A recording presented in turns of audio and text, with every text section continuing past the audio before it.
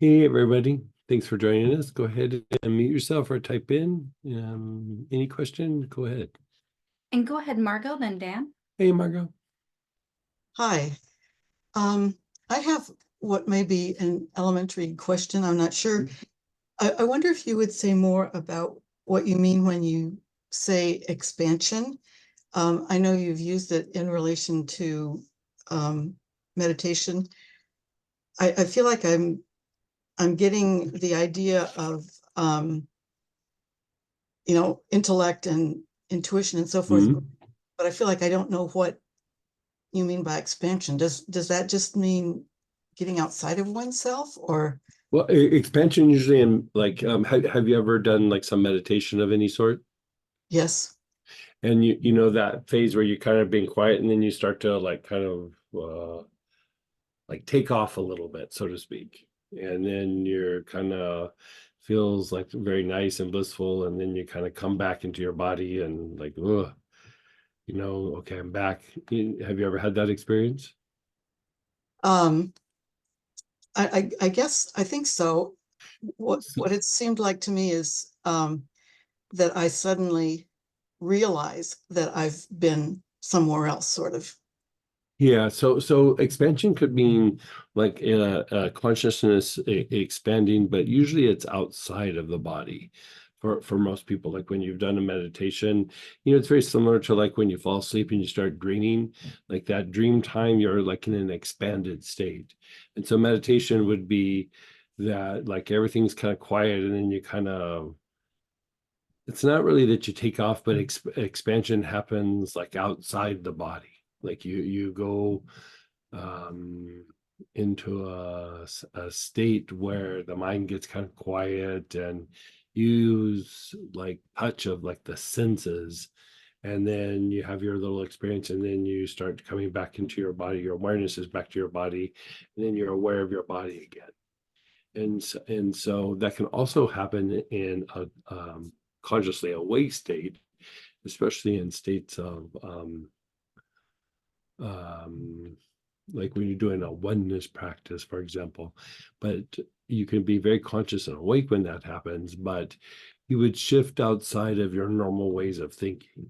Like your mind would go very quiet.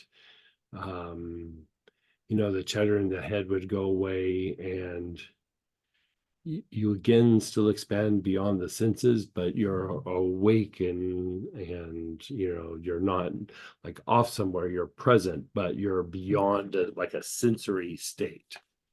And you're saying that you're aware of that at the time. Oh yeah. Okay. Okay. Yeah, like tell me about one of your experiences and like maybe we can use it as an example.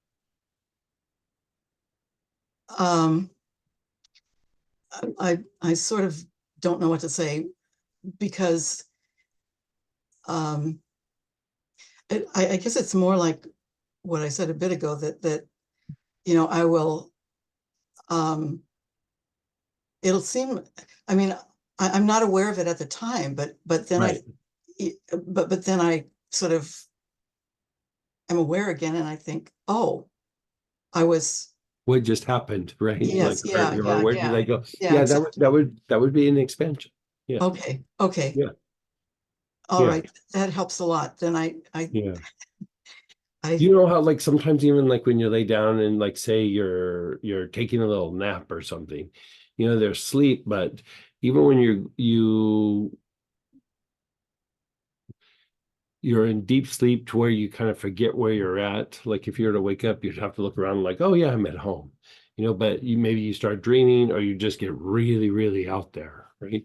That would be an expansion or expanded state.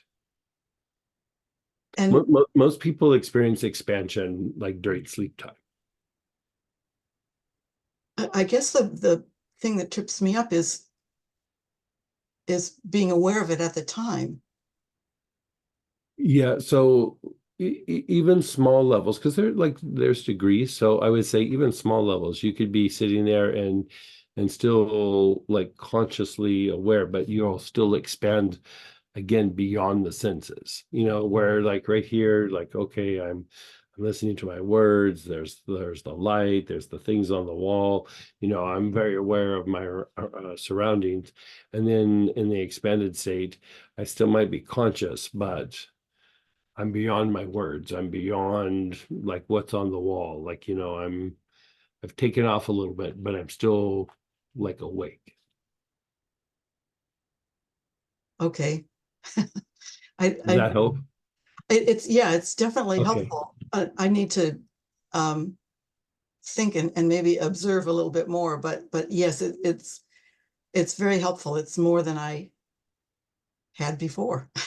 Like tonight we'll do a blessing, like right after the Zoom, we jump over to a star and we do a prayer blessing Mhm. for the prayer petitions that come in. And then Wednesday nights, we do two little half-hour things where we do just some meditation, components or something like that.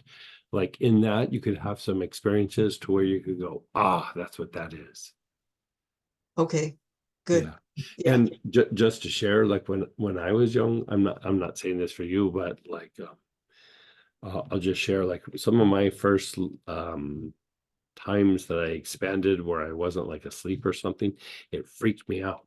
Like when I sat down to do meditation the first time, I think I was like 15, and all of a sudden there was this, like I felt calm and peaceful, and then there was this tremendous wave of like a blast of just brilliant white light. Like it shook me out, and I was like, yeah, I'm not doing that again. It freaked me out. So it's sometimes what the reason why I'm saying that is, the intellect or the conscious mind a lot of times is trying to control or maintain the environment and even the thoughts. There's like this kind of like managing or control. And when you start to go in that expanded state, it's like the intellect loses control of everything. You're not out of control, but the intellect loses control a little bit. And um, I would say, I think even for a little bit, it might not even feel very nice to some people. Like to me, I don't know that it felt good for the few times. And then after a while, I was like, yeah, this is nice. This actually makes me feel better. This makes my emotions and my mind better. But the first time I had experienced it, kind of freaked me out. Like freaked me out a lot, actually. And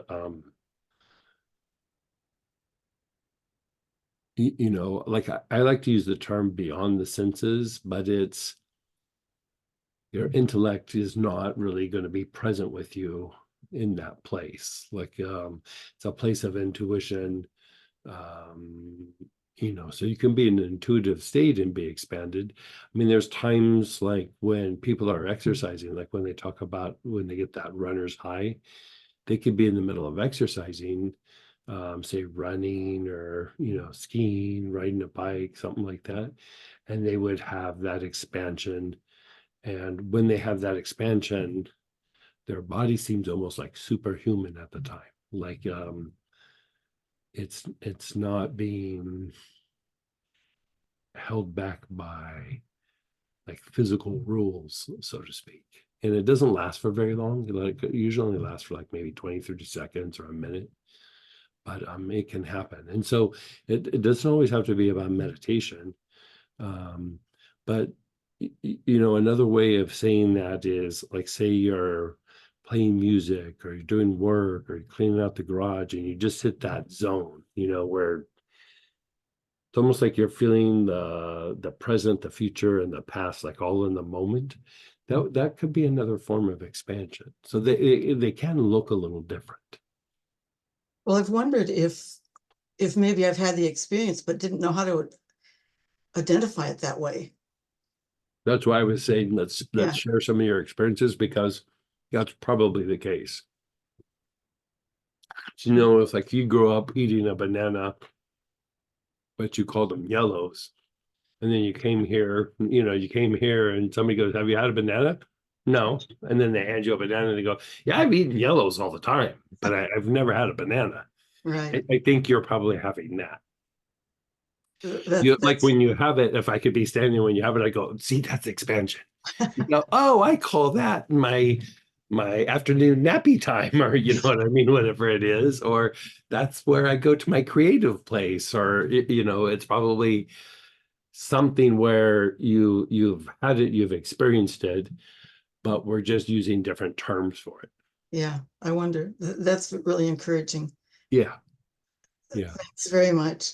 And here's the thing too, is if you hadn't have had very many experiences like that, those first few times are usually very they can be very profound, because like there'll be almost like an explosion that happens, like an explosion of light, or your awareness will really like take off. And so if it hasn't happened for you, which I think it probably has, but you know, you grew up eating yellows, right? The it's a very nice experience for you when it does happen. Like it will be almost extra intense when it does happen. Thanks very much. You're so welcome. I feel much better. Oh, good. Thank you. You're so welcome. And then go ahead, Dan, then Ralph. Hey, Dan. Hey Greg. Hey, how are you, man? Good man, how you doing? Doing good. Good. I've got a little things across the spectrum here today. So I'm so glad I'm here for this clear light discussion, or this light discussion. What I'm seeing a lot is more of a clear light. Yeah. And maybe I'm overthinking it, because I'm thinking as light comes in, right? It's clear and you don't really see it until it hits you, kind of thing, right? That's kind of like the essence of light. But because what I was feeling when we were doing the quadrants of the aura Mhm. was it was like cleaning the windows, right? So it Right. just kind of felt a whole lot clearer. Right. So, and then just realized just now, actually, when I was holding my mom's hand as she was transitioning, Mhm. and I was doing prayers for her and trying to guide her through, kind of thing, just being there, Mhm.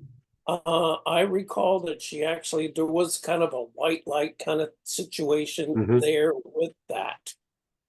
And I guess that was just a realization now, just when hearing about Margot as she was talking. So is that kind of like, where am I with that? Am I in the clear light So, or the white light so, there? uh, uh, Or yeah, so a lot of times, like, what I would say about that is yes, please.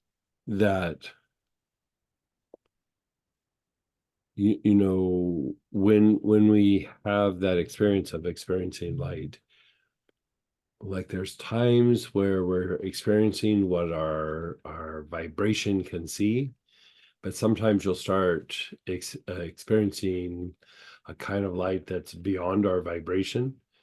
And when it does, it looks like that clear light, you know. So it's like there's an expansion, and when the vibration is kind of where you're at, you'll still see like the color, and then it will start expanding more and more out, and it will seem clear, right?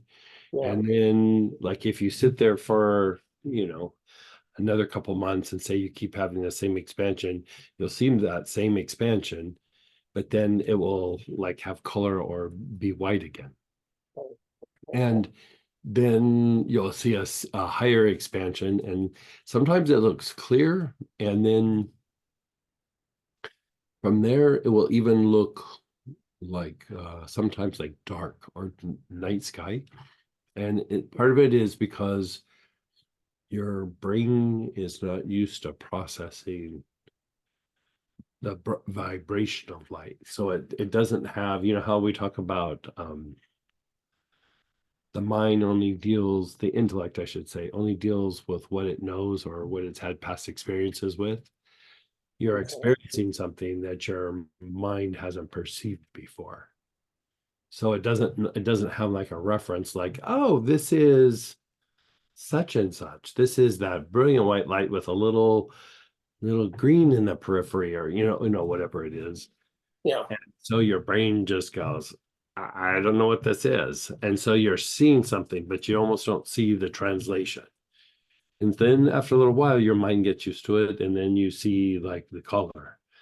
And then you're fine again. And then you expand past that. And then again, it looks like those heat waves kind of like at the end of the road when you're driving. It'll look kind of like Okay. that. Yeah, the little convection Yeah. currents. Yeah. And then sometimes they'll even get dark. And it's not that you're seeing dark energy, it's that you're seeing a high vibration energy that your mind's not processing. And so, time will go by and then you'll be able to see it. And so there always will be this like visual and then things where you can perceive it, but there's not really like a form there yet. Okay. So it just means that your awareness is expanding or you're seeing something deeper. Like every once in a while when I would be around, a great spiritual teacher or something, like I could see flashes of color, but then it would just go to like it just looked like heat waves. And Okay. then sometimes even in the same session, I could be sitting there and then I'd start to see the color again.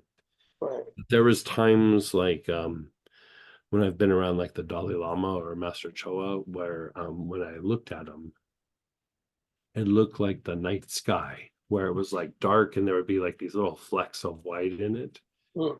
I was like, "Ugh, are they surrounded by negativity?" And then you could start to see the color coming in after like 10 or 15 minutes. It usually doesn't happen that fast, but yeah, you're just seeing like a higher vibration, like you're experiencing like a higher realm, or you're seeing something with like a greater depth. Okay.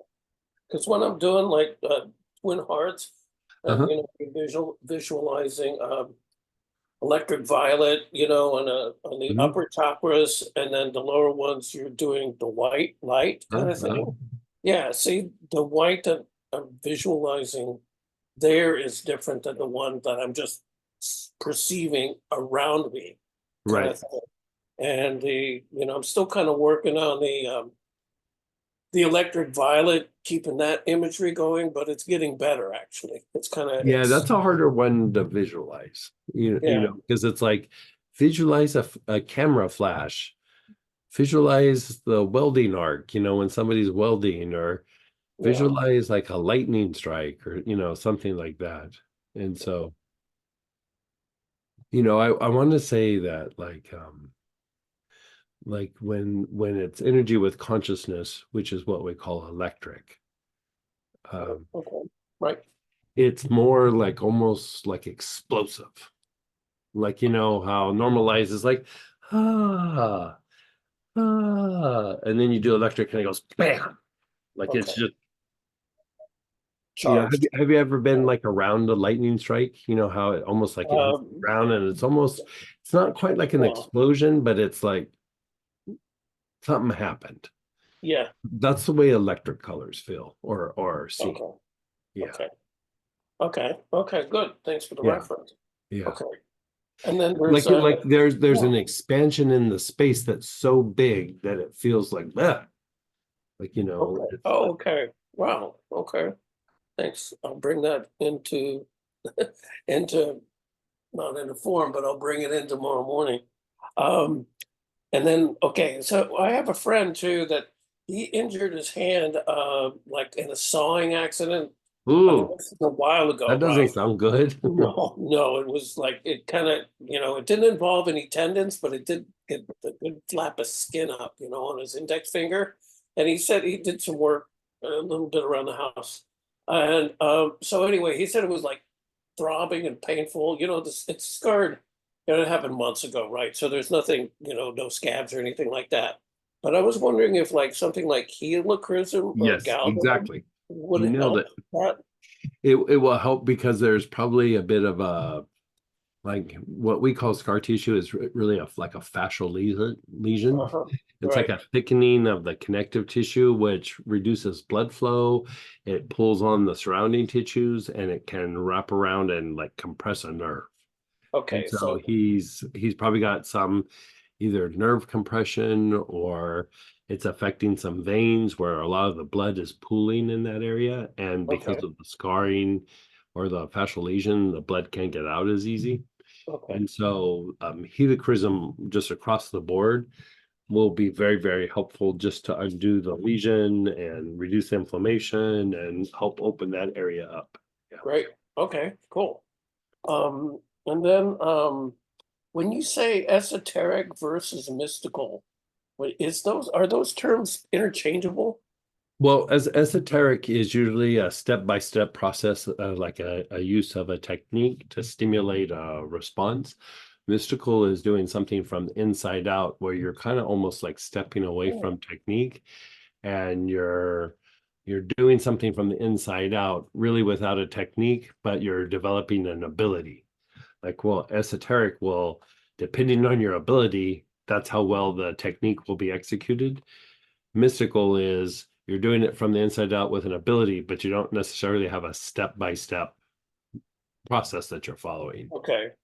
You So know, it's so it's like just two sides of the same coin. Like, basically you're externally or doing something where you go like, okay, like doing meditation. If I put my awareness here, eventually it's going to start activating the crown, and then I move my awareness up on the crown, and then I start to expand. So that would be kind of an esoteric practice. And then in mystical practice, you go, oh, okay, if I quiet my mind and I go within and I think happy thoughts, and you're not really trying to stimulate anything, you're just trying to go into that place of like being peaceful. Then what starts to happen, there starts to be an activation of the heart, and then same thing, but you're not going step by step, because like a lot of times with esoteric, you're doing like a forced practice. You're doing something where it's a step by step by step to stimulate a response, and like you're stimulating chakras, but it doesn't mean that's something that you're able to take on, or that you've developed something inside. You're stimulating it, and at some point from the inside out, you have to kind of step into it. So you keep doing a meditation over and over again, where you activate the heart, you activate the crown, you have expansion, you come back into your body. So it feels good, but at some point you're stimulating the heart chakra, for example, and at some point you have to step into where, like, okay, I'm going to be more loving, I'm going to be more compassionate, I'm going to be, I'm going to practice loving kindness, I'm going to practice tolerance, and then all of those, it makes the heart bigger, and it kind of stays, right? So a lot of times we'll go back and forth between the two, but it's just like one's from the outside in and the other one's from the inside out, oh, good. if that That's makes good. sense. Yeah, it actually Yeah. does. Okay, Yeah. so it's not so much, when I first heard you say that, it's kind of like reminded me a little bit of intellect versus intuition. Yeah, it's very similar to that. Yeah. Okay, Yeah, okay, very similar to that. okay, okay. Yeah. Um, And it's good to do both. Like, you know what I mean? Like, if you're doing an esoteric practice, having a little bit of some mystical experiences helps you to step into it, and having some, on the flip side, having some mystical experiences, you're like, well, I feel this connection and I feel this whatever, but what do I do with it? You know what I mean? And then you go, right, well, if I okay, do right, this yeah, step, and then you do your meditation, man, it's really deep and profound because you kind of did it from the inside out. right, okay, right. Thank you. And then one more question I had. Sure. Um, Bardo consciousness. When the Well, what was soul it? Consciousness? What kind of consciousness? Bardo. Oh, I'm just Bardo consciousness. wondering when reaching the Bardo, right? Mhm. Am I going to be like in a dream state consciousness, or is it more or less like consciousness, like problem solving consciousness, It depends on the like we're at person. kind of right now, right? Are we? Yeah, it depends on the person. Like my experience being close to like passing, it's a lot like being deep within intuition. And part of like when your life is flashing before your eyes, that's you really kind of shedding the intellect and going deeper, much deeper into the intuitive part, and then expanding out. Okay. And so most times when somebody is past and moving through the processes, they still have to shed the intellect a little bit, so there'll be a little bit of attachment to the place or to the body, or they'll be watching, their loved ones for a little bit. And then eventually that keeps falling away, falling away, falling away, and then they go into a more expanded state. And so the expanded state will be much more of the intuitive component, but depending on the individual, like if they were very rigid with their intellect, it will take them much longer when they pass. If they've been going back and forth, the process will be much more accelerated. We were talking about this. I can't remember if we were talking about this, because we just were in Birmingham. And so we drive down there. So we have a lot of car time where we are still doing some work, and then, driving, looking out the window makes me go into a contemplative thing. And I don't know how we got on the subject, but because going back to even the question before about expansion, you can have expansion in situations. It's not just always our inner experiences. It can be sometimes like, say you have a situation that's been the same for a period of time, and then like, say it's at work, and then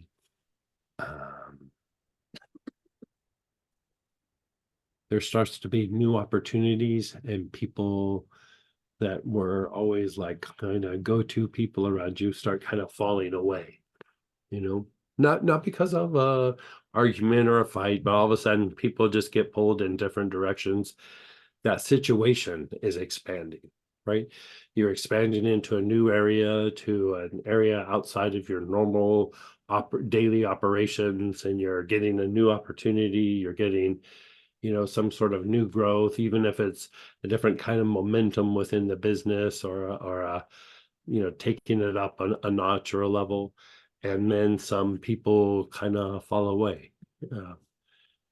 So that's an expansion of sorts. We wouldn't think of it like how we would meditation, but it's actually very similar. And in a way, when we have an expansion, it's a little bit like going through a dieting process, because you are letting go of, when we're in intellect, we have like a situation that we'll call a form that we are maintaining, because that's what intellect does. Like, whatever's going on in your world, your intellect takes it all and goes, okay, these are the things we're doing. Let's maintain these things. We go to work, we have a relationship, we have the kids, we do this. On Sunday, we go play soccer, or, whatever it is. And so that's the thing. I hang out with these certain friends, and you're there. And then all of a sudden, things start to shift and change. The intellect keeps trying to maintain that form. Don't forget you got soccer. Don't forget you have your friends. Don't forget every day you got to go to work. Don't forget, you're doing that. And then all of a sudden it just kind of falls apart, and you're like, you know what? I don't even like soccer. Why am I playing soccer? Da, da, da, da. And you kind of break out of those patterns. You stop hanging out with the friends, or the friends move away or whatever, and you kind of change some of the stuff that you do in the weekend, and you kind of reboot some of the things that you're doing. And then you have this new form where, like, I don't play soccer. Now I play tennis. And now I don't do it on Sunday. I do it on Wednesday, and da da da da. So you've kind of rearranged those things. That was an expansion. And then when it starts to become something where it's maintained and you develop your routine, that is intellect or starting to come into the form. And so your ability to be able to let that form go that you've done repetitively for a while, and let new things happen, and then let it form again, like, that is like you're having the ability to transcend into a new situation, even though some of it still looks the same. some of it is new and different. And so even that is a sort of expansion or a transition. In certain meditation practices, instead of saying that when they sit and meditate, instead of saying they have an expansion, they'll go, oh, I transitioned. Like I transitioned from my intellect into my intuition. They don't use those two terms, but they'll go, oh, I transcended. I had a transition, right? And it's just like another way of saying an expansion. And really what you're doing is the intellect is letting go. And it doesn't let go forever, but for a moment. And so it's very similar to the dying process. So that's why when they say in the Christian tradition, being born again in Christ, it's to move out of the intellect to having direct inner experiences in the intuitive state.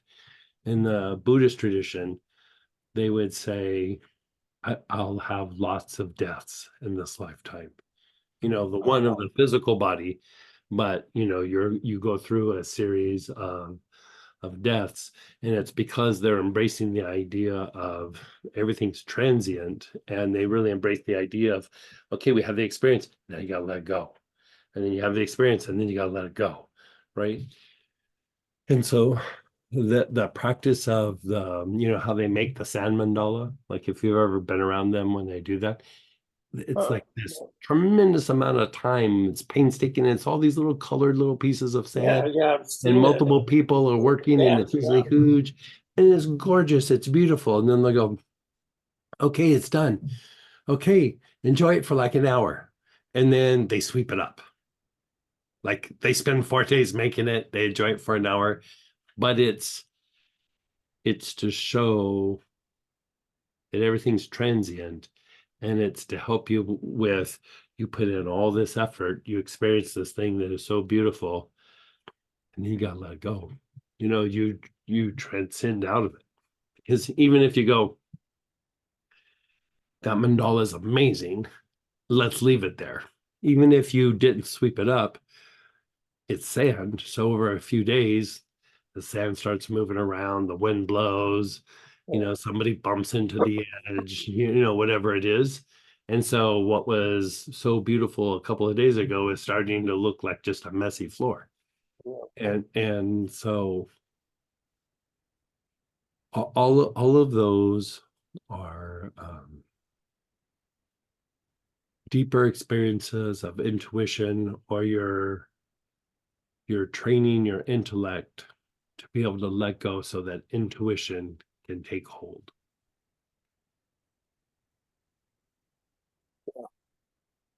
Yeah, I see that. Yeah. And Permanence. when you can start to call it up on a dime, that's when you get really creative. That's when you get really innovative. And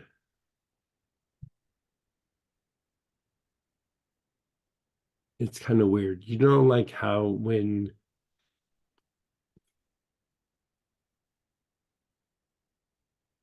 trying to think of a good example. Say you have a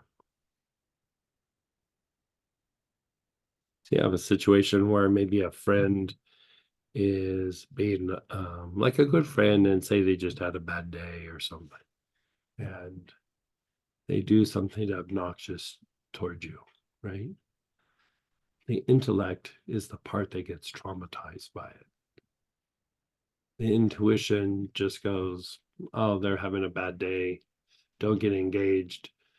Almost like there might be a little bit of an annoyance or something that might happen, but even that is still a little bit more the intellect than the intuition. The intuition is just like, thank you, please drive through. Like it doesn't land on the intuition, because intuition is movement. So, the intuition will go, well, either they're having a bad day, or we're not as good of friends as we thought, or, maybe we're not friends, right? Where the intellect is like, that hurt my feelings. That really, really hurt my feelings. And so when you're in more of an intuitive state, things don't stick like they used to. Like negativity, conditioning doesn't happen quite like it used to, and you don't get as traumatized by things, because you see that transient part. Like, okay, it was good for a while. We had a good friendship. Let's not dwell on this little moment of negativity. We had 10 years of being friends. So they don't want to be friends anymore. Okay. I'm still glad I had those 10 years. It's almost like that, if that makes sense. Yeah, yeah, Think about like something that, maybe years ago where it really bothered you, and now you're like, yeah, it kind of sucks, but yeah, that's more, you're seeing it more from an intuitive side. yeah. I'm catching myself more in that kind of Yeah. situation, being able to actually observe myself and where am I in that kind of thing. So Right. it's kind of different. Yeah. Scary, but good. Yeah. Yeah. It is a little scary though, because it's super unknown. Like, and you don't know like how is this going to play out? What is going to happen? Is this going to hurt me? Is this going to, change things? Or, the mind loves to know what's going to happen. Yeah. Intellect and intuition doesn't really care. Like, you know what I mean? It's just like, ooh, look, let's play. It's a little bit like that. Yeah. So. Right. Great. Thank you. Hmm? Good to see you again. Yeah, good to talk with you. Yeah. Perfect. Thanks. And then go ahead, Ralph, then Denise. Hey, Ralph. Hey, Greg. How are you? First off, thanks, Dan, for bringing up convection waves because I get those regularly. Do you? And then my intellect brain wants to go, no, it's supposed to be white, or it's Right, pick a color, and tries to shove it in. Right. And it's like, no. Just let it be convection waves and see what it turns into. Right. Right. Yeah. Very nice. So in doing the 4 quadrants, Mhm. recently I found myself doing the inhale and exhale through the quadrant while I'm doing the 4 quadrants. Oh, And yeah, it's that's great. It's Yeah, just if you like can do that, something, sure. it was like something that occurred, to like, oh, Yeah. let's try playing with this, Mhm. Bugs Bunny it, so to speak. Right. How did that treat you? I found it to be quite connecting. Yeah, Quite good for you. connecting. Yeah. A couple of weeks ago, I got sick. I called it food poisoning. My body worker called it stomach flu. Mhm. And I've had a very slow recovery. It's like my energy still is not fully back up. How's your gut and how's your digestion? The gut seems to be doing better. The digestion seems to be doing okay. So you could use something like cinnamon. Mhm. Cinnamon will strengthen the body. It will reestablish the wave of movement in the gut to a Okay. much higher degree. And if there's still a little bit of that food poisoning or whatever we call it, a lot of times when you get the flu, that's what we think. Like we had 3 or 4 phone calls or emails with somebody thinking that they had food poisoning, because you never know, because the way that it comes on, and sometimes even after the fact, you're like, was it food poisoning or was it the flu? I mean, because they look so similar. Yeah. And so either way, like I just treat it as if. And so the cinnamon can be good. Basil would be good, but it's not going to help the energy levels. It might help your mental concentration, but usually when you feel a stomach bug coming on, cinnamon is good. Basil could be good, but if it's food poisoning, basil shines. Man, it's really good for food poisoning. Okay. And so sometimes what I do, if I don't know, I take them both. You know what I mean? I take a little bit of cinnamon, give it a minute or two, and then I take a little bit of basil. Yeah. It's just like whatever that is, I'm getting whatever it is. Yeah. And so some of it is the things haven't been functioning right, and it throws your body into a little bit out of whack. But the thing with viruses is that they go through the body and flip a bunch of levers, like they turn things on, turn things off, to try to establish a better environment for their growth, for the growth of the virus. Okay. And cancer does the same thing.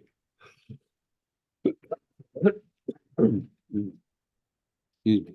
And so after the bug is gone, part of what you're dealing with is it takes a while for your body to go back through and go, okay, let's reboot this, flip this back down, flip that one back up, reestablishing how everything works. Sometimes the body can do it kind of quickly, and sometimes it takes a few weeks. And so the more you keep, the thing that's nice about the cinnamon, more than something like, because like thyme could give you strength, boost the immune system, good for the gut, but not as good as cinnamon. Cinnamon is like a whole body stimulant. And so that means it stimulates all the processes to work well. And so like a few weeks ago in class, we were doing something, and every time Samantha would smell the cinnamon, she'd almost fall asleep. And if you think about it from the point of view of cinnamon is something you would usually say that's stimulating, it's strengthening, it's I don't want to say invigorating, but very fortifying, right? And so every time she would smell it, she would start to get sleepy.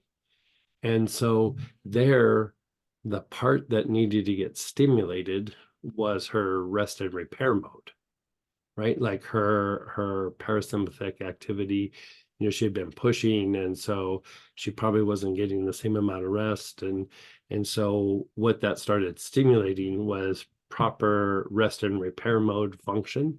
And so every time she would smell it, instead of feeling like, oh, I have tons of energy, it's like, oh, I really need to rest so that I can reboot and be stronger. And so cinnamon is very good at helping the body self-correct. Okay, good. So whatever it is, like if you just throw some cinnamon at it, it usually starts getting better. Okay. All right. When Chronic, we're talking about like colds and flus or food poisoning or something, like after the fact, it usually makes everything start getting better. okay. I'll throw some of that in my coffee. There you go. Chronic inflammation, aka aging. What's the recommended approach for chronic So inflammation? you can do a lot of different things. I mean, that's always like kind of an ongoing thing, and it doesn't always have to be the same regimen.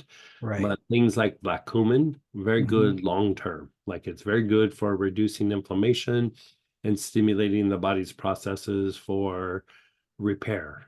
And then frankincense and myrrh together. Another way where you jumpstart the glands, but you're also reducing inflammation and helping the body to regenerate itself.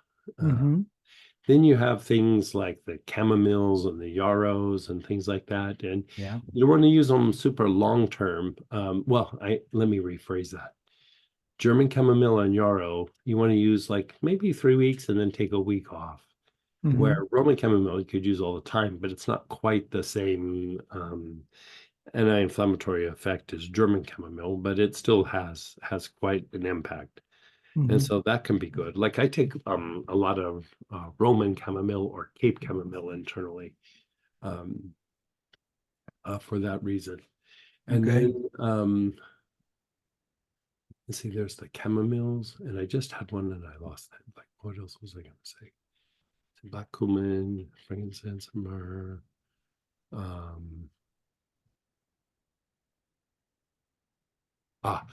The Sylvester pine. So the Sylvester pine helps your body produce cortisol. And so if you have like joints or things that are degenerating, that can be helpful. But also like when you have say, urgency to urinate or a lot of frequency of urination, a lot of times there's some inflammation either in the bladder, the urinary tract, maybe the kidneys, or for men, it could also be in the prostate. And so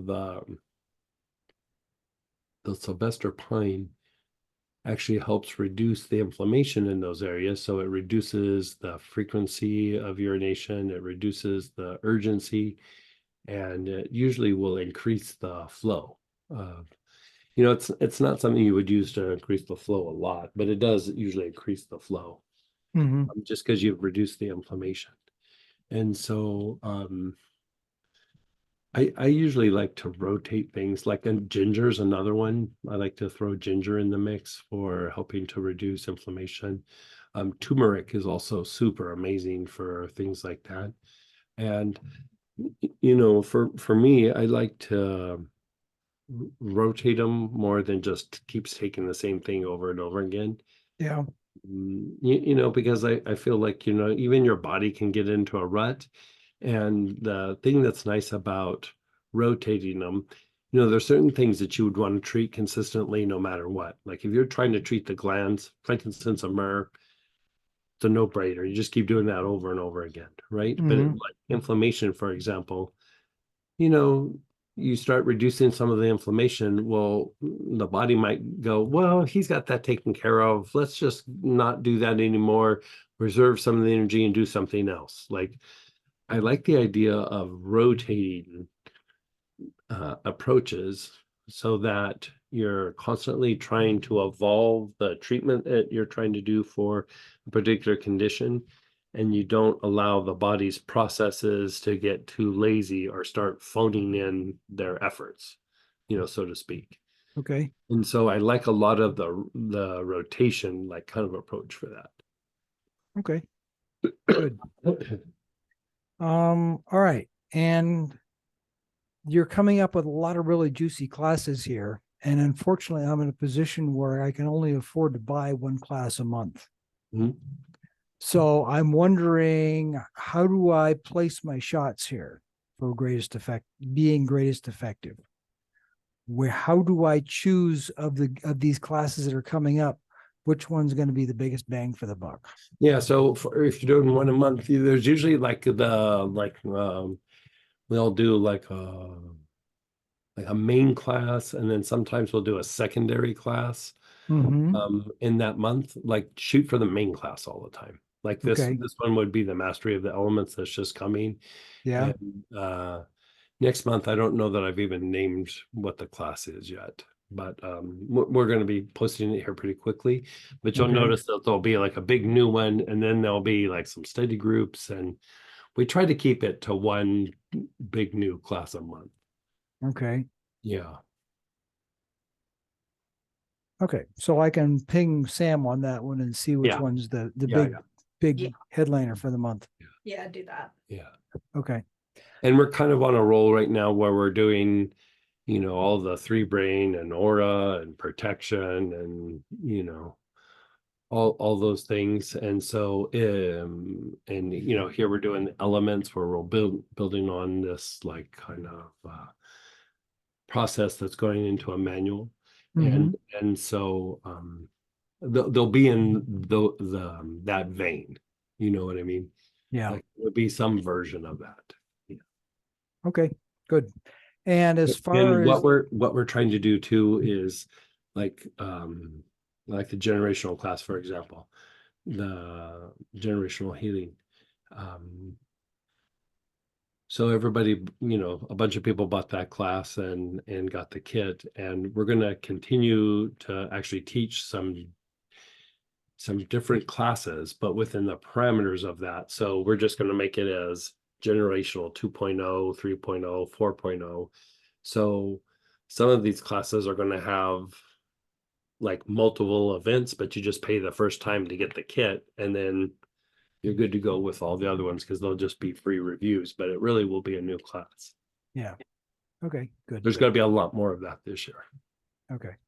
And as far as visualizing electric violet, you need to go do some more meditation out in the shop, welding some steel together. You'll get electric violet down good. So Yeah, just yeah. practice more in the shop. Come on. You know? No joke, huh? Have a good one. Well, one time we were just talking about this on our drive is I think it was about, how long ago was that? About a year ago? We were in between was it Arkansas and Alabama? It doesn't matter. But we were somewhere out in the south, and a storm came and lightning struck probably like maybe a foot away from the car. Mm-hmm. It just like bam, and you could feel this like kind of like explosion of energy like within the car. We weren't even, we thought we got hit actually, Mm-hmm. but I remember thinking, oh, that felt like electric violence. I know, you know how like I wasn't like consciously thinking, I was just like Mm-hmm. bam, oh, what was that? And then I was like, oh, that felt like electric violence. You know, Yep. that's Yep. kind of the way electric violence feels. It's just, it makes itself known on the scene when it's there. Oh yeah. You know, because Yeah. that was the thing. You know, this was back in the day when the guru was in the body. He had several of the old students. He'd go project electric violet, and then he'd look, and he's like, still can't project electric violet. Like he was like trying to problem solve, because you know, just because you do the step of doing it doesn't mean that you're actually producing it. Mhm. And so we start playing with putting our awareness on different spots. And you know, if you try to do a visualization and your awareness is on the top of your head, it'll be there. But if you lift your awareness up about that much, it increases. But if you do your crown and your throat at the same time, bam. Mm, okay. Yeah. All right. Good. Anyway, thank you. You're so welcome. And then go ahead, Denise, then Linda. Hey, Miss Denise. Hi, Greg. How I are you? still have a residue of this cold bronchitis thing. I was hoping you could give me, I know the cinnamon will be good. I got that from listening to a couple of the callers a couple of calls ago. But is there anything else that will help with the congestion? I still can't smell anything at all. And I get bad Yeah, headaches. You are getting bad headaches. And my ears are all plugged up still. What part of the head is your headaches? Around my jaws, especially my jaws and temples, above my temples, almost sinuses again. You know, maybe it's gone into my sinuses and ears. That's usually my default. It'll Yeah. go sinuses, and no, I've never had bronchitis before, so it's just been And tenacious. do you still have like the sounds coming out of your lungs or anything like that? Well, I do have a bit of a cough, and sometimes my voice is still off, but much better. I can breathe because I told them at the urgent care, I said, I think I've ruined my esophagus. I think I broke it, is what I told them. And they're like, are you sure? I think it's the bronchial. And I go, I don't know, but it steps down around my heart. And I guess she's probably right, because she gave me some, like an antibiotic for bronchitis. I took one of those tablets and that step down thing went away. So maybe she was right. Maybe it is bronchial, not esophagus, but it felt like esophagus. Let's have you just do a little test right now. So take a Okay. long, slow, deep breath in through your nose, then hold your breath for a second, and then the best that you can, try to exhale slower than you inhaled. Okay.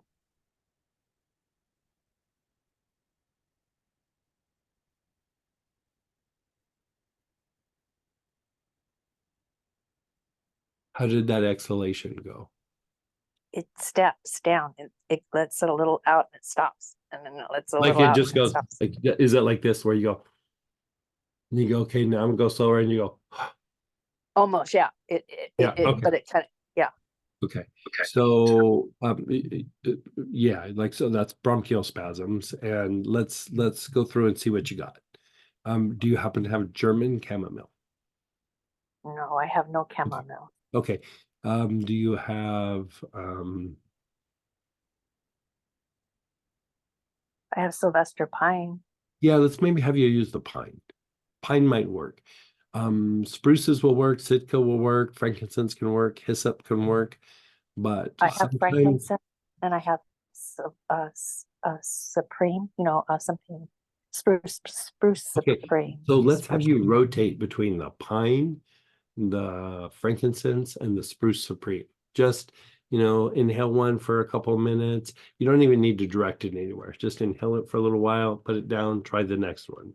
Inhale it for a little Okay. bit, then the next one. And so that should be enough. Sometimes when it's like due to colds or flu or allergies, sometimes German chamomile will work better because it still it reduces the spasms and the bronchials, but it will also reduce the allergic response, like the elevated histamine. And so even though, again, we were talking about this in the car because we had a bit of a long drive, but this cold and flu versus like some in the past, it's it's viral and then potentially also is bacterial. But part of what it's been doing in people is that it kicks on the allergic response. And so after they're better, they still just are producing mucus like it was, Yes. and so in a way, it's not that it's allergies, but your body got stuck in that state of where it's acting like it is allergic to something. And again, like what I was saying before is a lot of times this is what makes viruses so difficult is they start manipulating your physiology to like, Mhm. they're basically nesting. The virus starts nesting, going, let's make the body super inflamed. Let's make the bronchioles really constricted. Let's put this over here. Like, it's starting to do all these things. This will allow us to have the longest life possible. And then at some point they cycle out and it dies off or it goes dormant, right? And you're left with this mess that the guest, made. Yeah. And part of what happens is your ability to get better is to start being able to focus what the different little levers were that got flipped so that you can unwind the effects.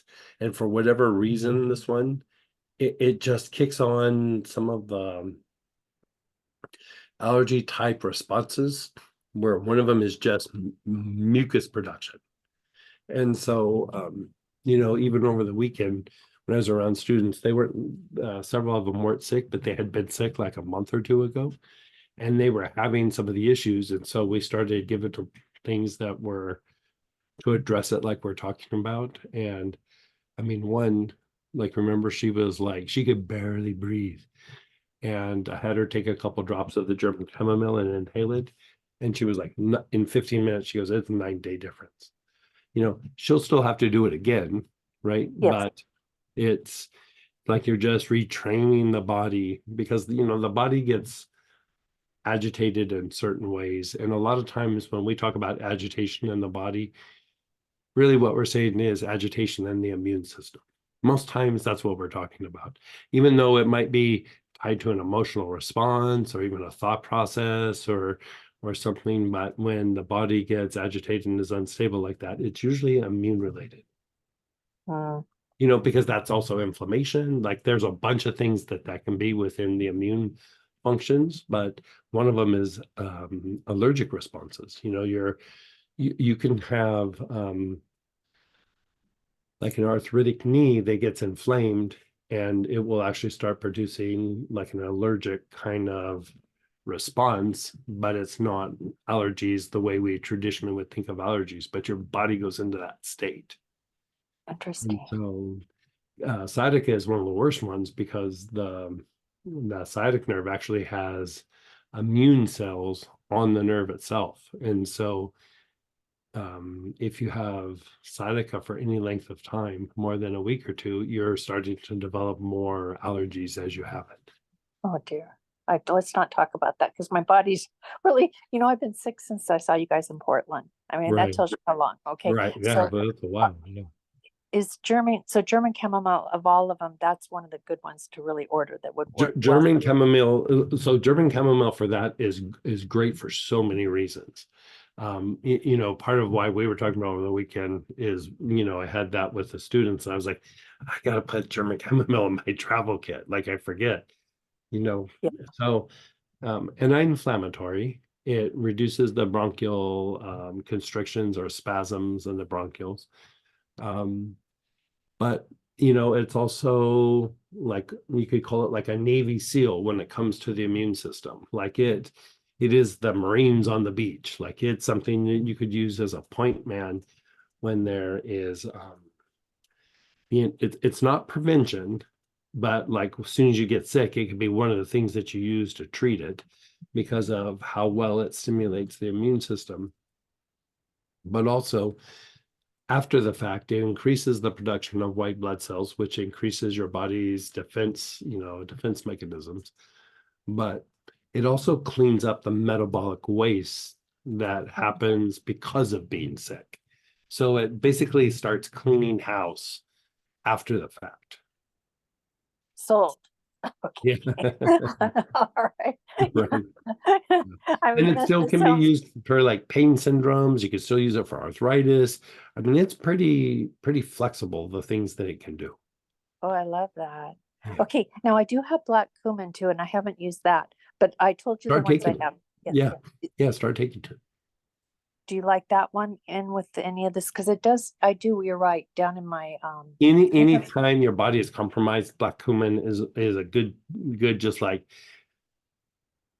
it's not necessarily the Marines that are going to hit the beach, but it's very good for a lot of general inflammations in the body, especially soft tissue issues or things like arthritis or an injury.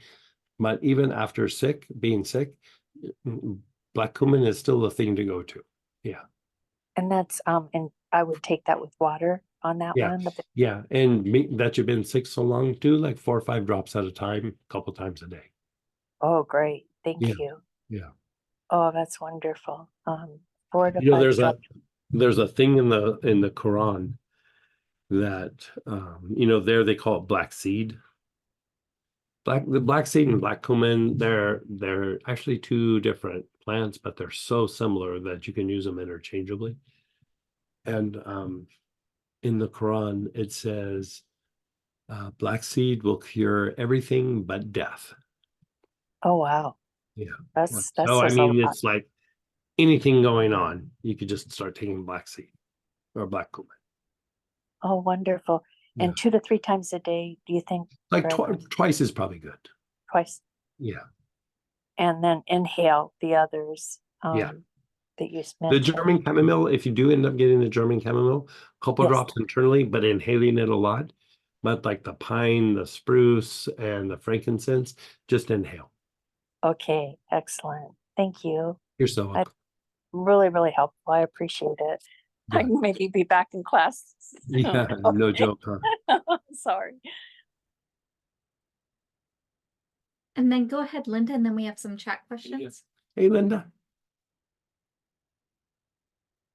There I am. Hi.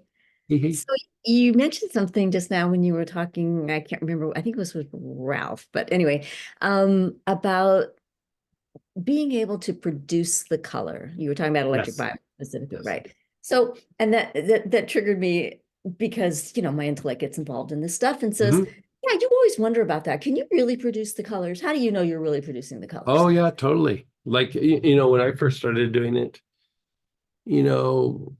I'd be going, oh, I'm running green, and somebody would,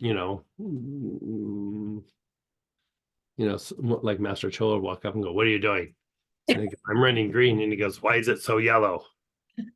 I don't know, because I can't visualize, right? So part of the issue is you do have to kind of train the body produce the color. So that's the whole thing with that foundation of mystical healing. I mean, Mhm. that's kind of why I did that, is so that in the body, those colors, you get more used to generating those colors within the body so that the body can utilize it. But if you're doing healing, it becomes easier to bring that up and project. When you're trying to project anything electric, at first we're taught like, put your awareness on your crown. That works, but it's like, And then if you raise your awareness up, it improves it. If you start praying, it improves it even more. If you leave your awareness on the top and then do your throat at the same time, it significantly improves it. And then after you've done that for a while, the most potent form, but you kind of have to train your body for it, is instead of your awareness on your crown, you do it on your forehead. Mm. He actually talks about it at the very back of the book, but it's like of the advanced book, but there is probably only 1 or 2 sentences, and then he moves on. Anytime where he makes a point and moves on, juicy nugget. Just Uh-huh. like if you knew the teacher, like he was wanting it on paper, but he didn't want to explain it, which meant there was something significant there. He wanted it documented, but he didn't go into it because it wasn't for newer students or the general public. Like that was something that you developed over a period of time, and then you would get it in like a class or in personal interaction or something. And so anytime he does that, know that there was a reason, and it's usually a nice juicy piece of information. Mm-hmm. Okay. Yeah. So is there a way for you to give us a class or a workshop or something where you actually help us by looking to see if we're actually producing color Yeah. and direct us that way? Is there some way to do that over? Yeah, we could do that. I have to think about how to make that look, and so if we can't do it like over Zoom, I can always do it with you guys there in person. Uh-huh. Okay. Yeah, and I can show you lots of little tricks. Yeah, I think that would be There's so lots of little nuances and lots of little tricks that can be done. okay. All right, that's cool. But And but then, if you think about the idea of the forehead, like yeah. the crown is interesting because the crown raises vibration, like when you have an expanded state, going back to the first question with what Margot was asking, is the crown expand your awareness up out of your body. And when divine energy comes down, say you're praying or you're saying, I am that I am, or, whatever it is, energy starts to kind of come down and the crown takes it and steps it down so the body can use it. Right. Mhm. So for a while, that's what the person needs to do. Like they have to get used to like raising the vibration, lowering the vibration, raising the vibration, expansion in meditation or expansion to be able to bring in that electric violet, and then bringing it down so that it can be digestible by the body. Right. And so for a while, you're kind of doing that, up and then back down and then up and then back down. But then when the body gets used to doing that, when the energy body gets used to doing that, then the forehead. So anytime that you're doing stuff with the crown and the forehead gets involved, it increases the amount that like you expand and comes down. Like it increases the flow. It increases the amount that comes down and gets physicalized in the body. So you're bringing in more soul energy, divine energy down into the body because now the forehead's in play. And so at some point you can start projecting with your awareness on the forehead versus the crown, because the crown's already got its little program that it's doing, right? And so the forehead increases the amount that the crown can expand out and then back down. But the forehead is in charge of physicalizing the soul energy or divine energy into the form. I mean, that's what it does. Like the Ming Men shoots energy up, the forehead shoots energy down, like it shoots it into the body. And so that makes that energy,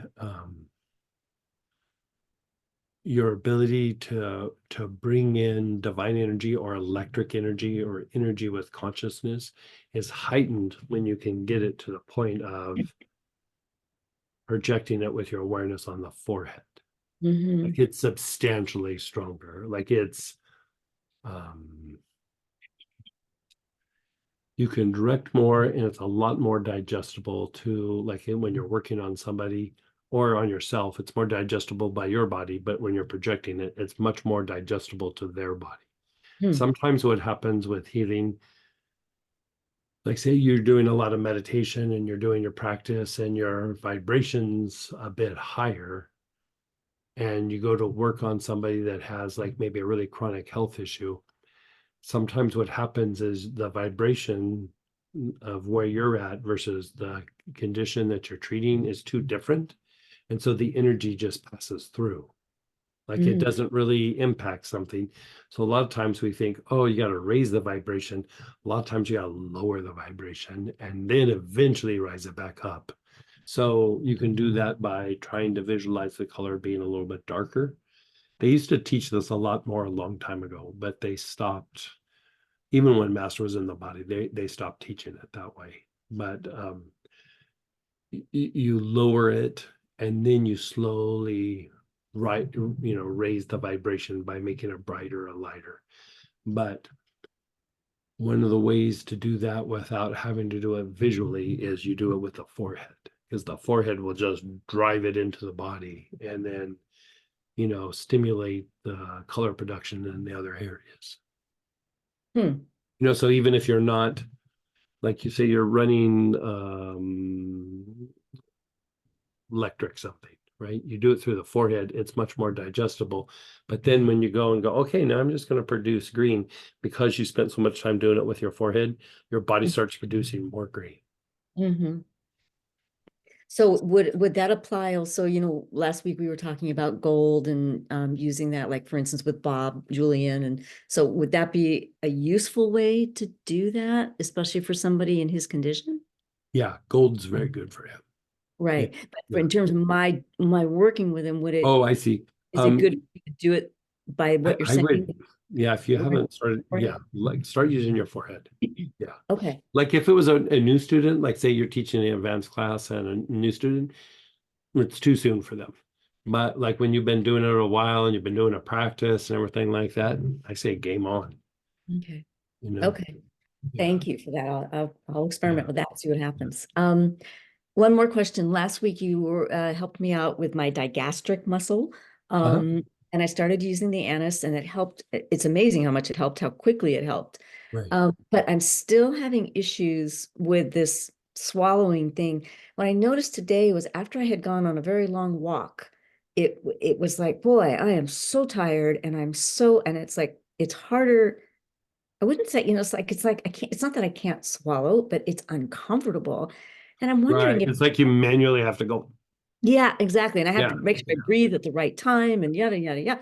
And so I'm going to go see my functional neurologist tomorrow, my chiropractor, and see, I'm wondering if it's an alignment issue. It could be. And even the digastric, sometimes, the digastric is associated with this little floating bone in your throat called the hyoid. Sometimes the hyoid bone needs to have a little adjustment. Okay. And so it could be something like that. Also, the muscles in the jaw, the pterygoids, which Yes. are like when you go back to where the jaw hinges, there's one that's up high, and then there's one that like you would go into like the floor of your jaw a little bit, but against the bone. Yeah. Usually those are the issue for like it's either the digastric or it's those two muscles. And Yeah. those two muscles also will produce like inflamed sinuses, stuffy nose, Yeah. things like Yeah. that. That. Yeah. And so like if you open up your mouth and stick it back into that area where the joint kind of hinges, you'll feel like this muscle and just a little tiny bit of pressure on it, and it almost feels like it burns.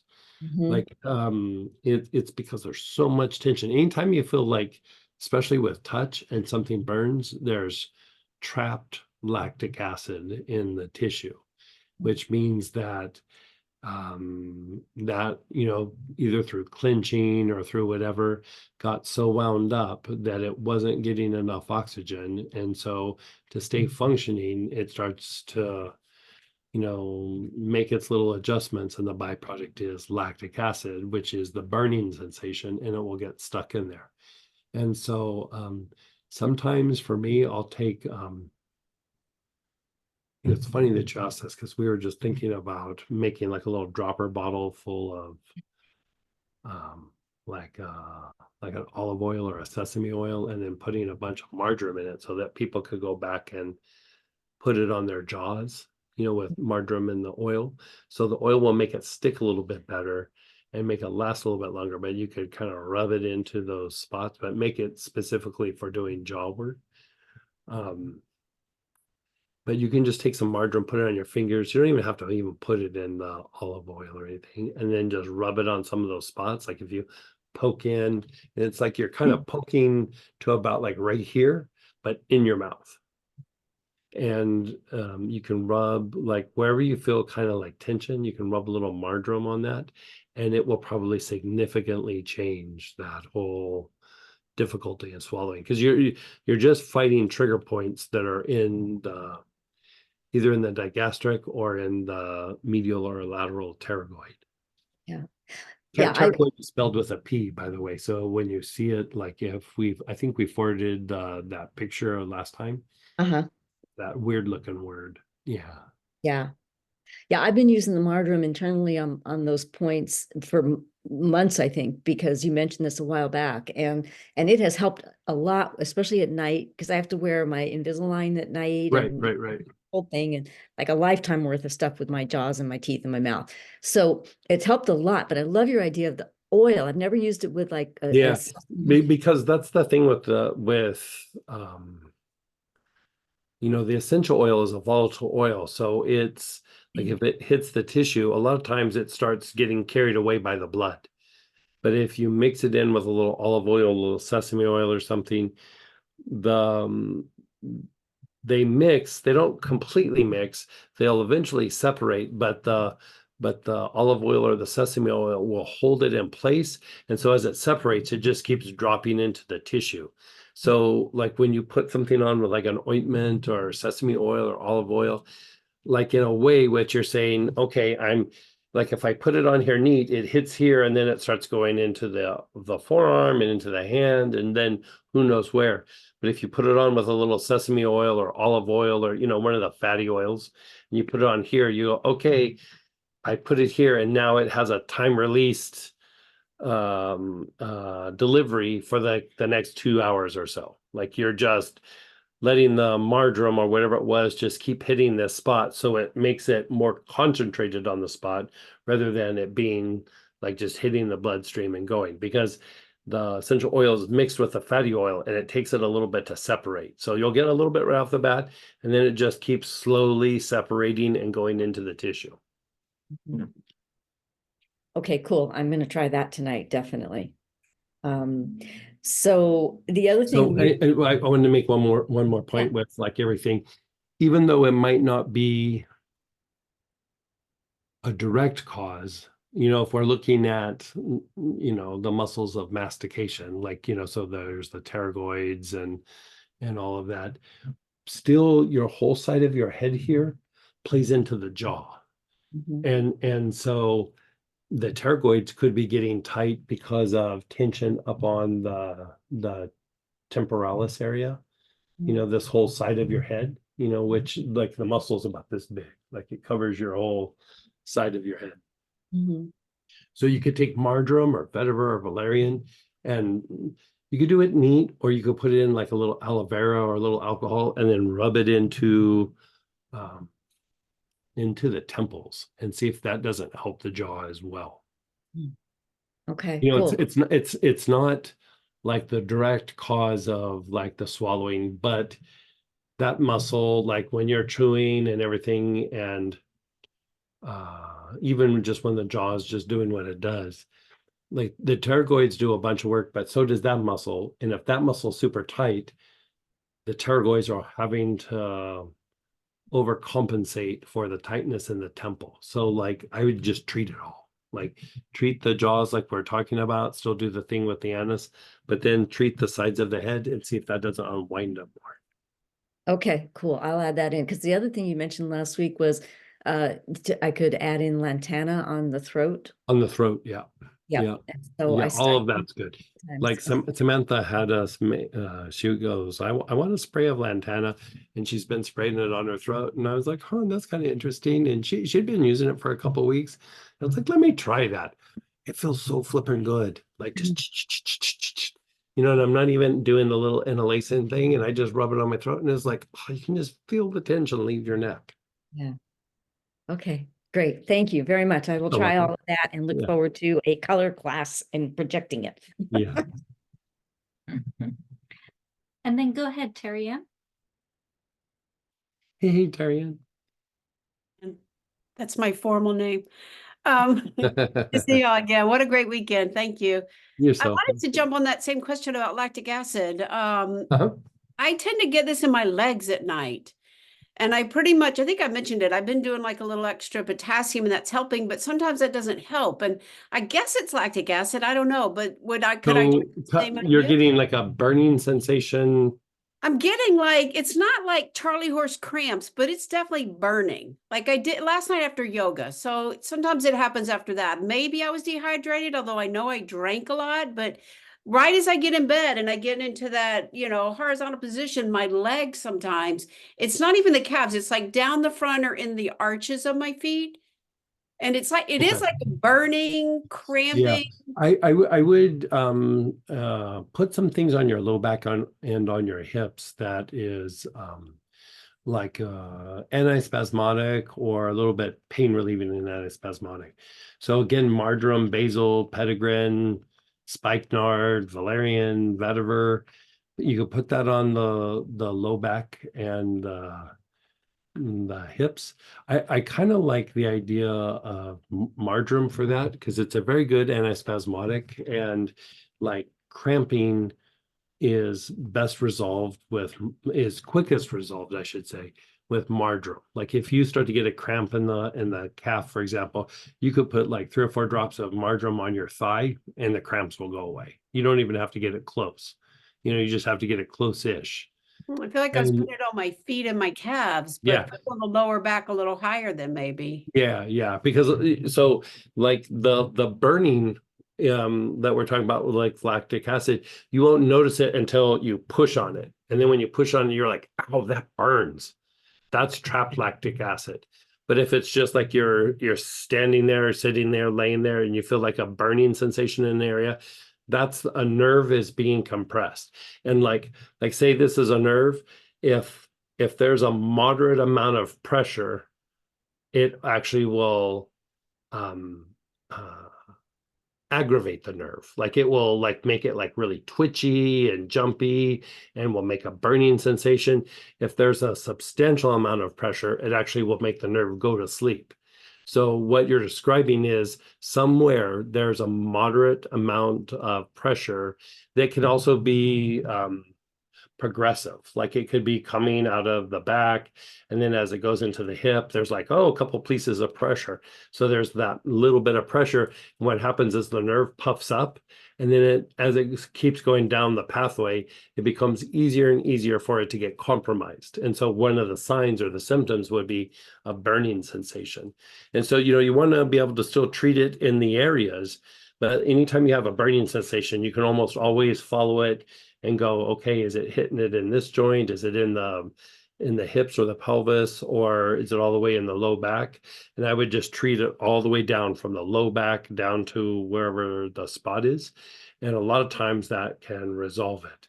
That you're getting it like down in the thigh. The issue might be that it could be psoas. So like when you're doing your yoga. Definitely psoas, you got that. Yeah. So with psoas, I mean, I would still treat the tissue, like how we're talking about with like some marjoram or something like that. But with the psoas, like inhaling things like Palo Santo can actually relax the psoas somewhat. And if you can put your attention on those tight spots in your back, and then inhale, you can do it. But if not, go to the perineum, the floor of the pelvis, and inhale with your awareness there, and it will unwind the psoas somewhat. Okay. You can do it with that. You can go back and forth with hyssop and helichrysum, if you have that. Even spikenard in that area can have a relaxing effect. I usually have people use Palo Santo, but if you don't have it, just grab one got of those other ones. Yeah. Yeah, I got all of those. Yeah. And Yeah. I mean, I was doing marjoram on my legs, but I kind of stopped, but Mhm. not the lower back. And I guess maybe I need to treat a little higher. Yeah. I mean, I'd still treat where you're treating and then still also treat higher. Yeah. Yeah. Okay. Now that wasn't really my question. I just wanted to jump onto the lactic acid. Yeah. So I noticed yesterday after our class, I was feeling so great that then I plummeted in my energy. Mhm. I went pretty fast down. Mhm. And I was a little concerned, and I did go to yoga last night, but then that's when I came home and I had all those pains running through me. It was like, oh my God, I didn't even sleep. This morning I woke up and I did a few protocols. I didn't have a lot of time because I teach this morning, but I did some from this weekend and I did notice my energy coming up. But that's pretty common, right? To go Yeah, as it's pretty expanded as we common. did. And your body is shifting and you're also needing a little bit more processing. And especially with kind of the classes that we taught this weekend, you also have a greater potential of going inward. And so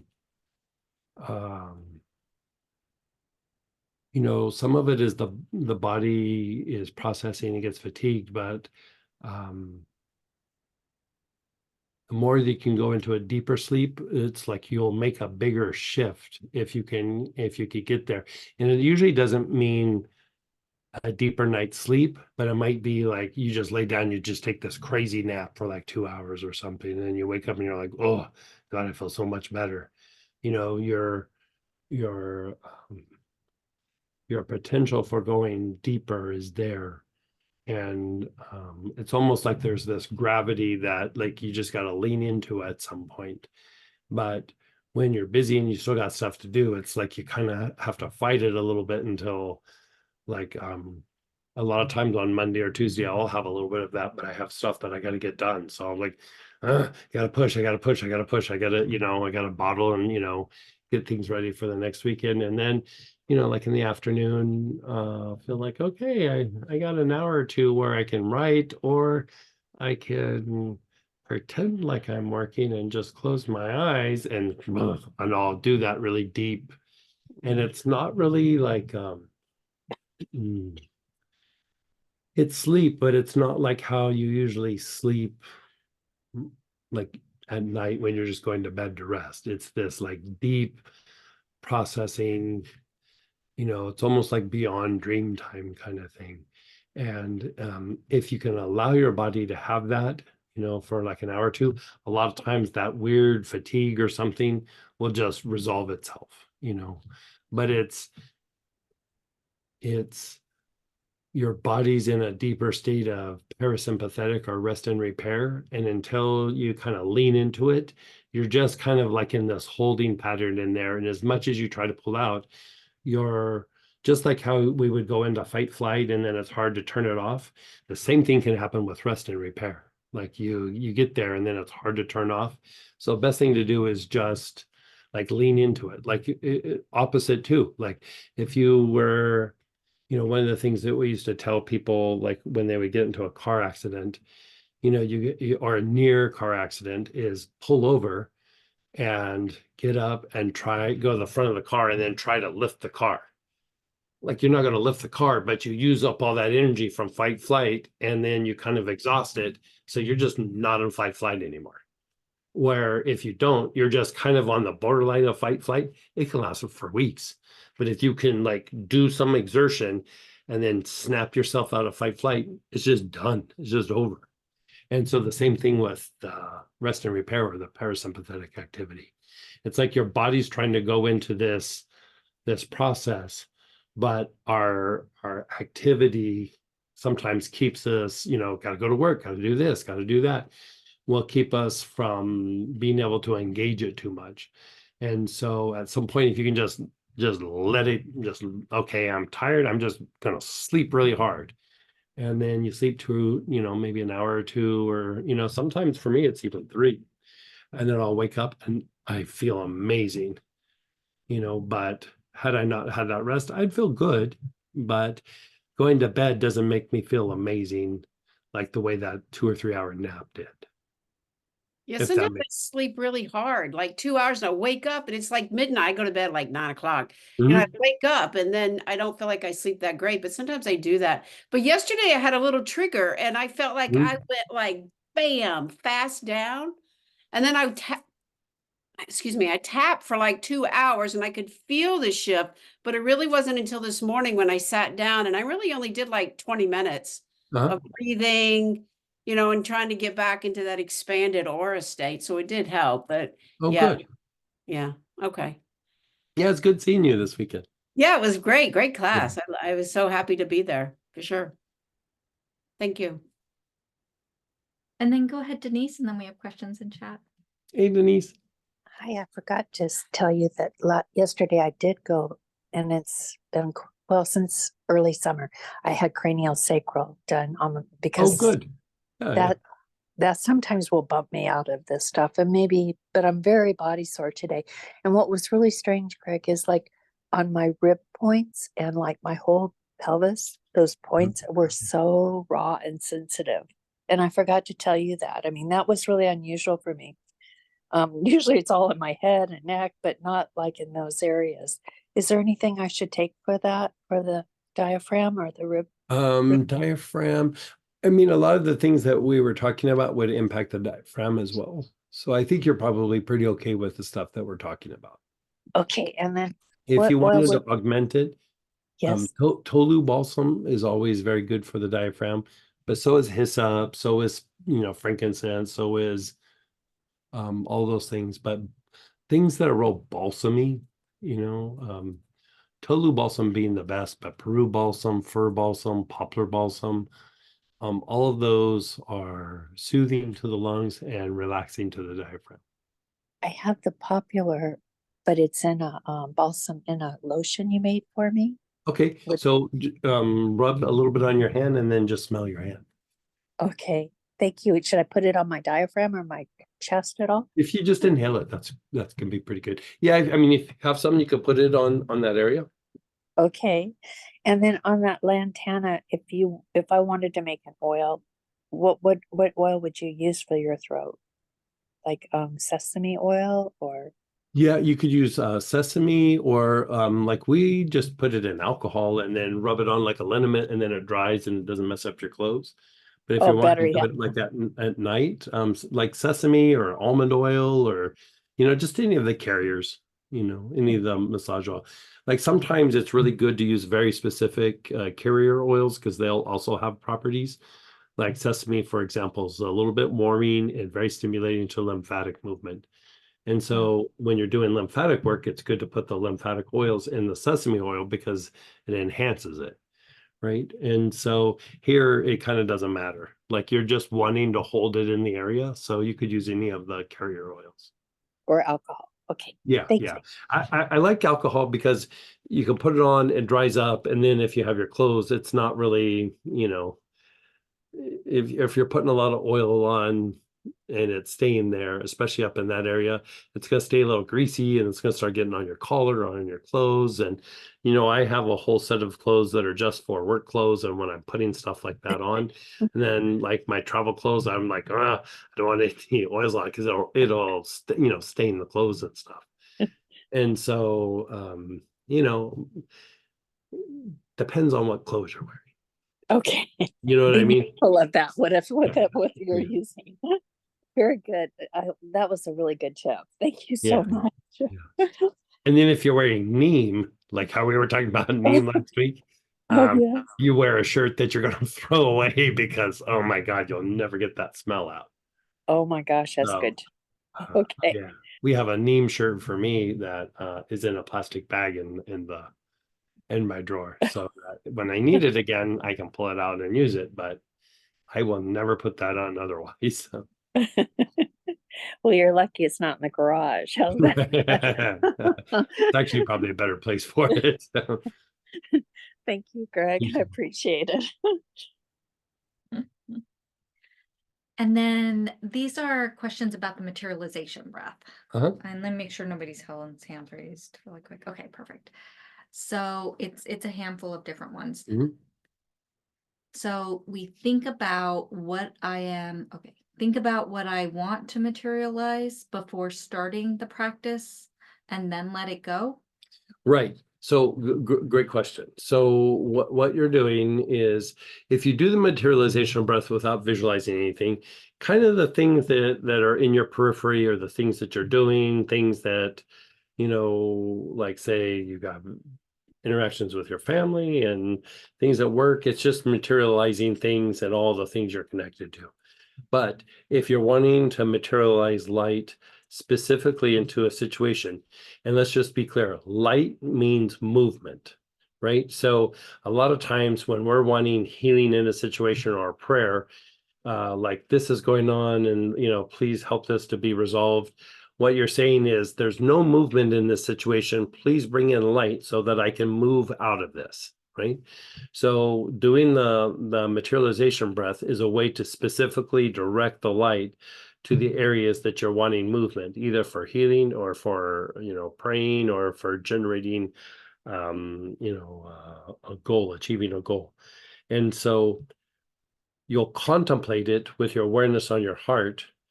And basically you're just uploading the program that you want your heart computer to go through and process. And once you kind of contemplate it, you've really brought it up into the surface of the chakras and the mind, but it's also, your aura is also reacting to it a little bit. Then you let it go, it's still there. Then you do the materialization breath, and it materializes in the thing that's the greatest, the things that are the most at the surface, right? And so because you've contemplated it and had your awareness on your heart, it's like you're pushing it and bringing it to the front of the line so that the light hits that first. The light's going to hit some other things as well, but it's whatever you are really contemplating is where a majority of that light is going to be concentrated and focused on. If I want to do it for a few things, do I need to do it separately for each thing? Or since it's cleaning things up to bring more light, it would work on everything at the same time? If you don't focus on anything in particular, it will just kind of have like a smattering all the way around. But when you have very specific things, do it one at a time so that you have a concentrated effort there, and then you do the next one, concentrated effort there. So you could do one cycle on project one, then the next breathing cycle you could do project two, the next one project three, but don't try to do them all in the same breathing cycle. Even if like you have like a project and you say, okay, I'm going to clean out the garage. I don't know why I get focused on cleaning out the garage, but it's just something that's universal to most of us. So then you go, okay, well, I'm going to clean out the garage. Let's focus on cleaning out the garage. And then you go, okay, I need shelves, I need boxes, I need a broom, I need, and you start going through all these pieces. There's that little thing in the corner where there's all those nails and screws. I'm going to need some jars to put different nails and screws in so that they're organized and up on the shelf. So then you start going, okay, let's focus on the jars for the nails and the screws. Okay, now let's focus on the boxes that we can put all that little mishmash of things and then put a label on it and stick it up in the corner. Okay, now we gotta scrub the floor because the car's been leaking oil on that, and then every time we walk through it's a mess. So you almost can break it down and look at the different aspects of a project and work that, and then still come back and do the whole project, right? So a lot of times when you start to work it as something big in general, you'll go, oh yeah, I have this, but then little flashes of different pieces will come in.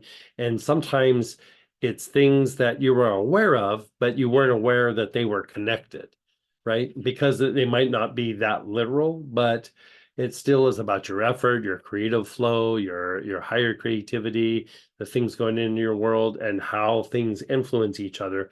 So you might be focusing on the garage and then you go, well, we're talking about like cleaning out the garage, but then we have a shed that also has a bunch of things. And I wasn't really thinking about the shed, but if we clean the shed out too, I can move some of the stuff from the garage to the shed. So now cleaning the garage became, I got to clean the garage and the shed, because now I can combine these two and I can make garage have less clutter in it by moving it to the shed, but the shed had to be cleaned out because it was kind of cluttery and I really couldn't stick anything in there. You know what I mean? It's like this thing keeps like going. So sometimes you'll see pieces where you didn't think they fit together, but it's when the intuition comes in, it says like all these pieces are connected. Let's work all these pieces and then bring it together. But sometimes you're still working them individually until it can kind of have an emergence and it becomes just this one project. If that makes sense. Sometimes I get too much down a rabbit hole, but I think, did that make sense? Well, you were still hitting these questions and it kind of segues into the next question Okay. anyway. So, no need to be too specific like Kriya Shakti for it to actually do its thing, correct? Right. So the thing with what people call Kriya Shakti, which is like when you write down your goal, you know, that the garage is clean and well organized and yada yada yada, you know, you write that out. So that is the intellect component of it. So with the materialization breath, you're using the intuitive side or the intuition, and the intuition doesn't really respond very well. Like if you try to do the writing thing with intuition, you know, you might not feel it, but intuition just goes, yeah. Okay, yeah, yeah, I'll totally look at this list. And then they shove it in their pocket and they don't look at it, right? So intellect wants blow by blow, right? So intuition, it's more of an image or a metaphor or it's a little bit better about like visualizing the outcome, because like sometimes the difficulty is we have a goal and in achieving the goal, the intellect goes, well, these are the 5 things that need to happen to get the goal, right? And what happens is with the intellect is that it loses sight of the goal and it gets focused on the process to get to the goal like it's the goal. Like it's almost like intellect loses sight of what the goal is. So what it does is it tries to compensate for the lack of intuition by trying to focus on the process, where the process is more of that intuitive place. The intuition will go, well, we can do 25 steps that the intellect said needs to happen for this garage to get clean, or I can do 2 steps, have my neighbor help me, and we can be done in, 30 minutes, whatever it is.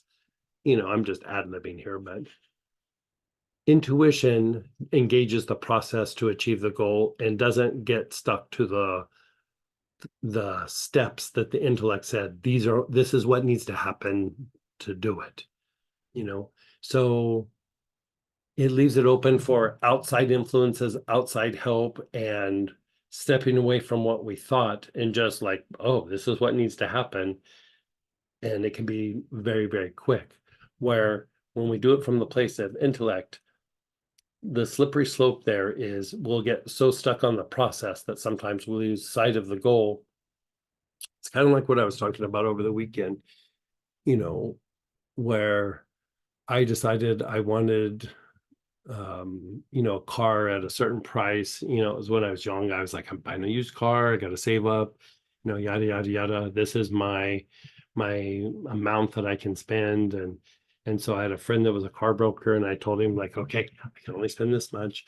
I want like this car, like, or that kind of like type of car. And he came back to me with a substantially nicer car. And I was like, yeah, I don't want that. I don't want that. I wanted, one of these cars. And he kept saying, I'm giving it to you for the same price. I took a trade in and I just need to get rid of it. It helps you. It helps me. I was like, yeah, but like, I wanted one of these cars. And like, I was just fixated. That's not the car that I asked for. I was asking for one of these. And he just looked at me and he goes, yeah, I know, but I'm giving you a much nicer car for the same price.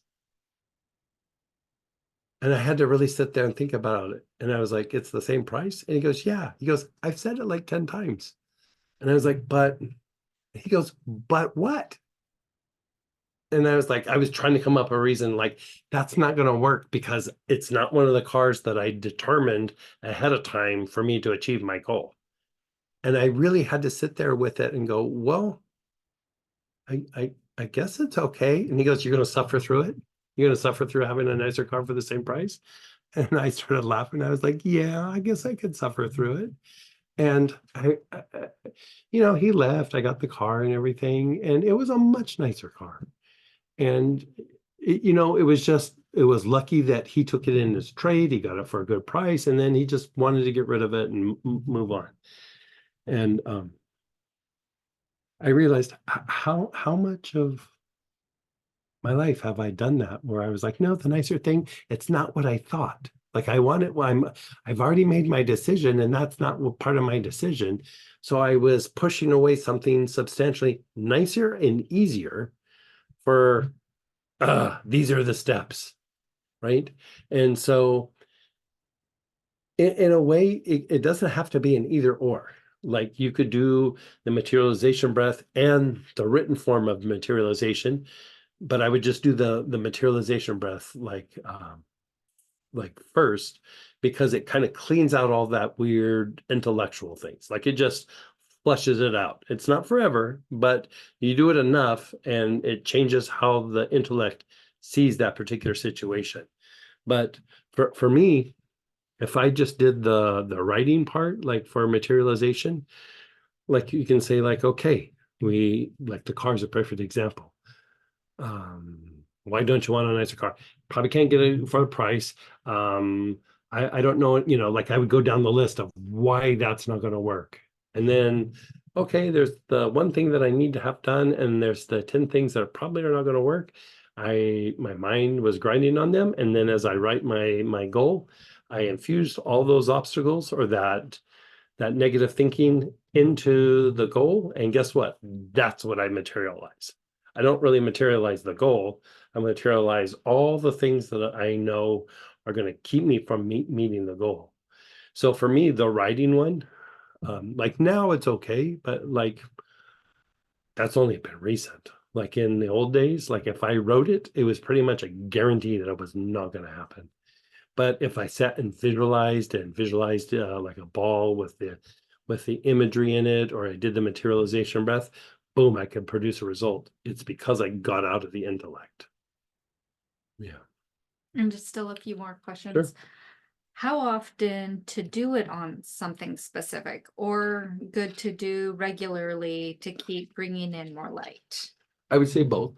Good to do it on something regular, but like a lot of times when we have a goal, be it healing, or improving a relationship, a spiritual practice, or you know, just some like goal with work or project that you're trying to do. It depends on the urgency and the amount of time and the size of the project, right?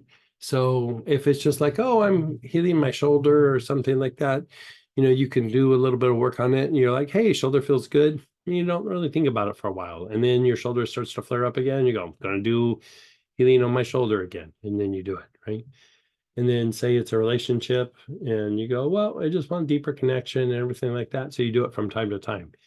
Then it's like, okay, I want a deeper connection, but we're also fighting. So 911, I'm going to do this every day until the fighting stops and we get back to connecting. So then you would do it once, maybe even twice a day until that situation resolves, right? Then, you know, you can say like, well, I want this relationship to go to the next level, to the next step. You know, I want us to, you know, be married or move in together, you know, whatever it is. So that's a little bit of a bigger project. So you would do it consistently over a while until you achieve that goal, if that makes sense. Doing it with the elements, like we did over the last weekend practice, is more powerful. But if also doing it without the elements, what is the best oil to use? Chakra root cleanser or any other options? Depends on the goal, but you know, we had that class at the end of last year. It was the very last class of 2023 called what is it? Thrive and Revitalize.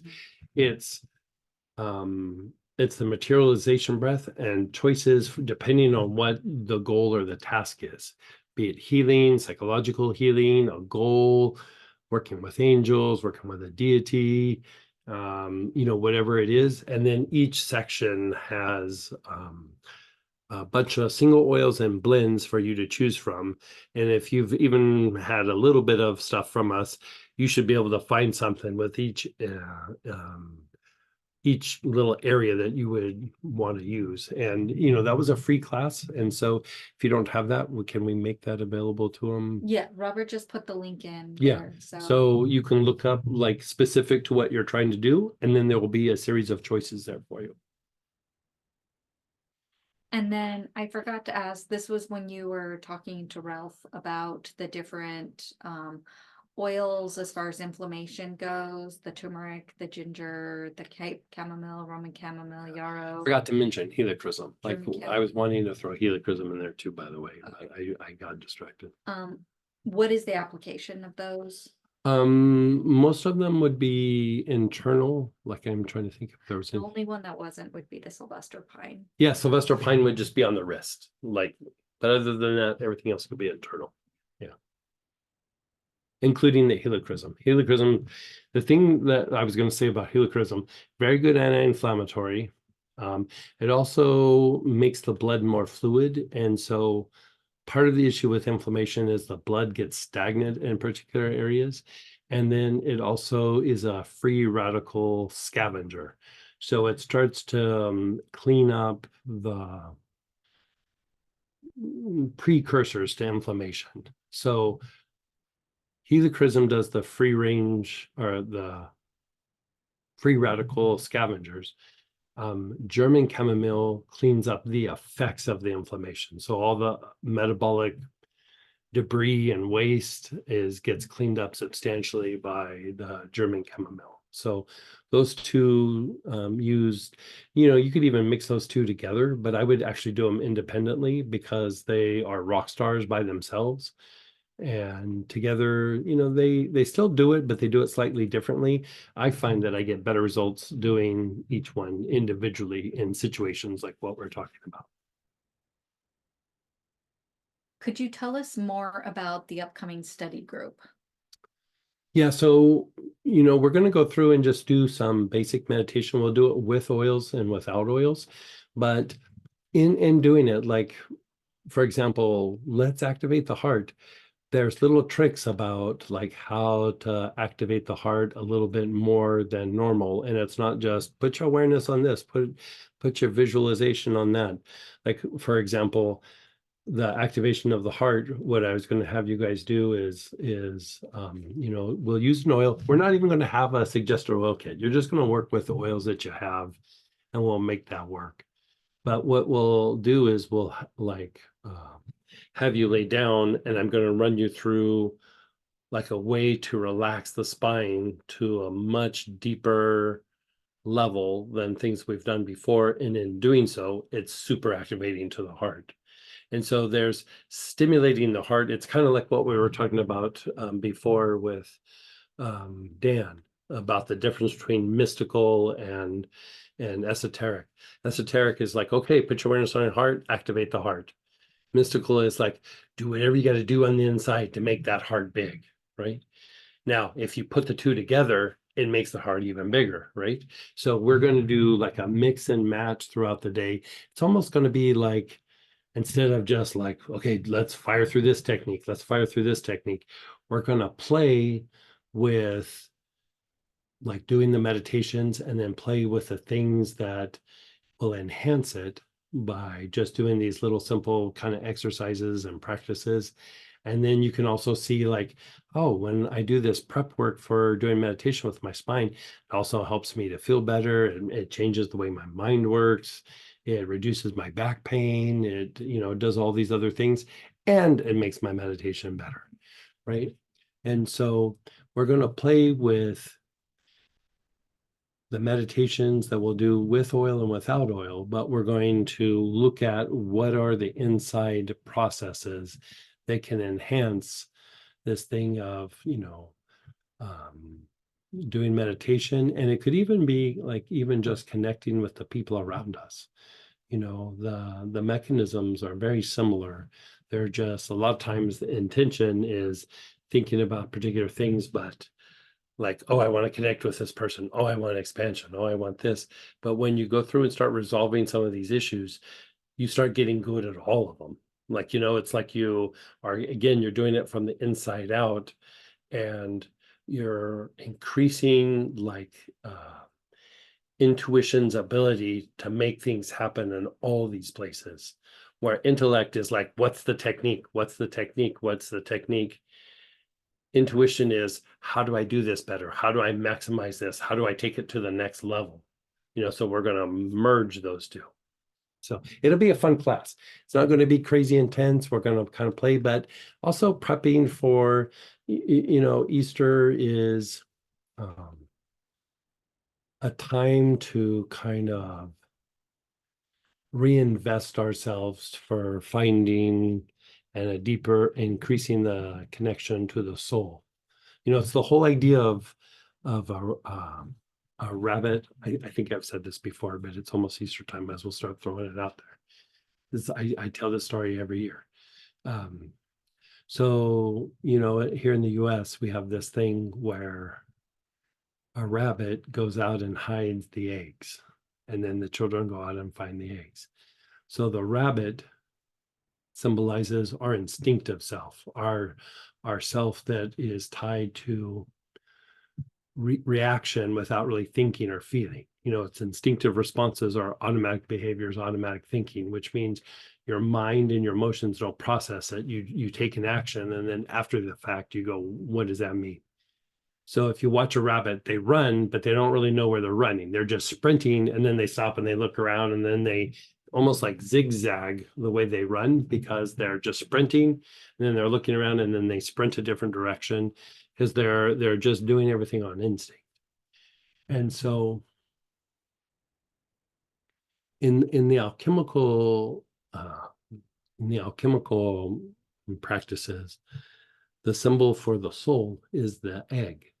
And so here the rabbit has hidden the egg from us all, like we've gotten away from the soul. And so this idea of hunting for the Easter eggs is, in a very metaphoric way, teaching the children that at some point, or just, you know, us, at some point, we have to find the soul that our instinctive self has hidden from us. And so it's tied to this big energetic cycle of seasons that we go through. And it's initiated at Christmas, or at the time, it's actually solstice, but it's initiated at solstice, and then it ends with Easter. And so in this process, as you come out of it, it's like, okay, I have a little bit deeper, better perspective. The best that I can, I need to find my egg this year. Like, I need to find it a little bit better than I did last year. You know, like every year you keep trying to find that inner Easter egg, which is really just finding that observer within you that observes the vehicles, that sees that higher perspective, that is, shamanically, we would say, to wake up from the dream, and then to wake up from the dream within the dream, and then the dream within the dream within the dream. And there's something very similar in Buddhism, where they say, you know, this is in the practices of like dream yoga and stuff, where you practice waking up or interacting consciously with your dreams while you're asleep. But what you're really trying to do is build a skill set to wake up from the dream of your normal everyday life, like your waking dream. And, you know, we all have these ideas of what life is going to be, and those momentum of what life is. And we have these projections that the mind has established. We need to do these things. And even within that, there's an automatic behavior. And at moments we wake up in that, and it's like, yeah, I don't even really want to do that. You know, I've told the story that like when I was younger, you know, I was really driven to do a certain thing in my life. And as I got closer and closer to it, I realized I really don't want to do this. But the people around me as I was growing up kept telling me I wanted to do this. And so even if I achieve my goal, it's not going to be as satisfying because I'm living their dream. I'm not in my space. I'm not in my dream, which is still something I need to wake up from, but it's like I'm living somebody else's dream. And so even if I achieved it, it would mean nothing to me because it really wasn't of me. It wasn't something that I was driven to do. And so even the things where like, oh, I'm going to do this and I'll make this, I don't know. You know how when you're young, you think you're going to change the world, and you get older and you're like, I'm not going to change the world. Maybe I'll change the things around me. And then after a while you go, I'm just going to try to be a good person. And then after a while you're just like, I'm just trying to have good days. Like I'm just trying to have enough good days in a row. And, you know, it's great to have those ideas of what life's going to be like when you're young and everything. But as you get older, you get a lot more realistic and a lot more practical about things. And you start realizing the things that you thought were important really aren't. And the things that you gave no time or attention to, sometimes those are the most important things. We just thought we were going to be doing something different, but they were always around you. And, you know, so that's what I'd call like waking up from the dream.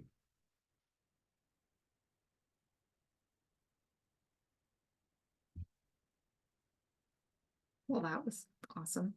One more question. Mhm. Sorry, I thought I had it queued up. The sleep, we talked about sleep and the sleep practice last Tuesday Q&A. You mentioned the REM and non-REM options. Mhm. Can Sweet Annie be used instead of Artemisia? I mean, you can try, but it's probably not going to work very great. You know, even though they're in the same family, they don't quite have the same properties. But you could give it a shot. Yeah. I mean, we have what, like 10 minutes? Okay. So let's do this. Let's just practice working the quadrants. How about let's pull something out that is immune related some way, somehow. Or even like something like cedar or hyssop, marjoram, something. Yeah, just when you were talking, someone's shared, wow, Greg just summarized my life in a nutshell. Yeah, you and me both. Yeah. I mean, here's the funny thing about that. Like when I was young, my head was full of all kinds of whatever. And then as time went by and doing the practice and the healing and everything, you know, I would say I shed a lot of that. And I was like, yeah, I'm pretty clear. I don't have a lot of that anymore. And you know, the more I do the work with the oils and you know, like the Milong and the other practices, meditation, like what we're going to do next weekend, I realized that, you know, I have these like levels or waves of, yeah, there's just this like projection of what life is supposed to be. And I'm living the projection and not like the normal everyday life.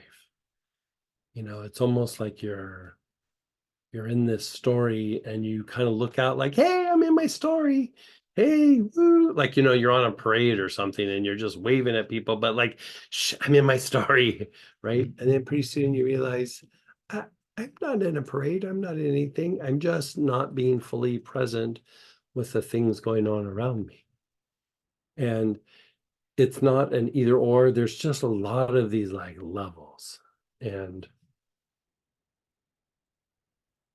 you know, I think that's one of our jobs is it's not about like being enlightened or being whatever. It's just being able to be like genuine and present with the things that you do and the people around you, and you know, love the people around you that you love, and the people who are obnoxious, not to get too pulled into their little weird dance and drama. Because a lot of times we get sucked into other people's little dances and journeys. And you just are waking up, you know, from a dream. And as you do it, it's like you find more happiness, and you're a little bit more present, and it's not like there's this, I don't know, this thing where you're almost like always looking at the thing and then looking at people like, yeah, but I'm in my thing. Like, you know, the people around you, they're talking, you go, yeah, okay, yeah, but I'm in my thing, right? I'm in my story. And I mean, haven't you ever had an interaction with somebody where you don't know what you're saying, but the level or degree of communication is just not there? And it's because they're in some story. And you know, like about a month ago, I interact with this one person. You know, I always wear these kurtas, and you know, she said something to me like, "Oh, you just got back from India?" And I was like, "No." And she was like, "Yeah, right."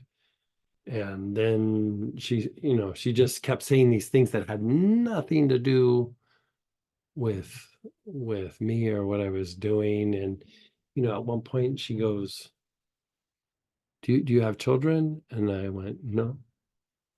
She goes, okay, just asking. And I was like, that was a really weird response. But in her head, she was playing out some story. And I said something to the effect of, what do you think that's going on here? And she just went, I'm an amazing clairvoyant, and I can see all the things that you're doing.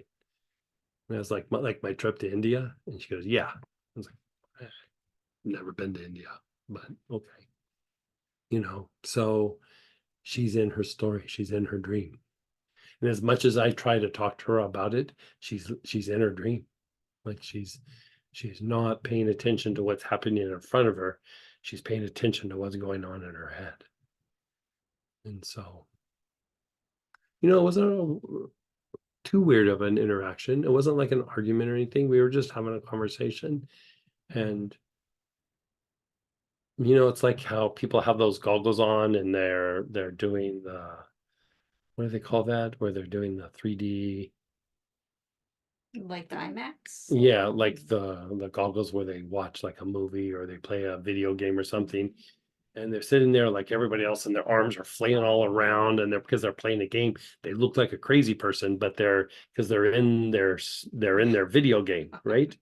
People are doing that all the time. They're not just wearing that, they're just in their story. Virtual reality. Virtual reality. There you go. I knew it was one of those newfangled words that people use. I tried to find it on my MySpace page, but I wasn't very good at it. Also, I missed another question. Sure. Is there a protocol for bleeding anal fissures? Cypress internally. Take a bunch of cypress internally. If it's having a hard time stopping, also yarrow and let me look up. There's one other thing we can use, but I have to look it up.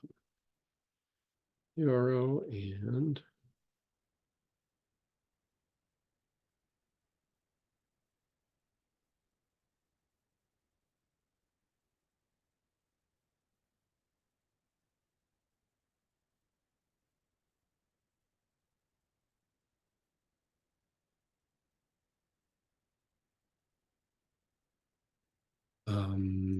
geranium would also work, and terebinth would also work. All internal. I would take a couple drops of them internally.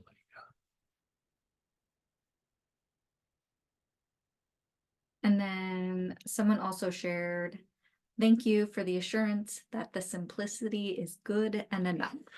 The simplicity is, you could almost say, the goal. Like if you would have told me that when I was 25 or 30, I'd be like, whatever. But as I've gotten older, it's the goal. Like it's, it doesn't mean that we should avoid the things in life, but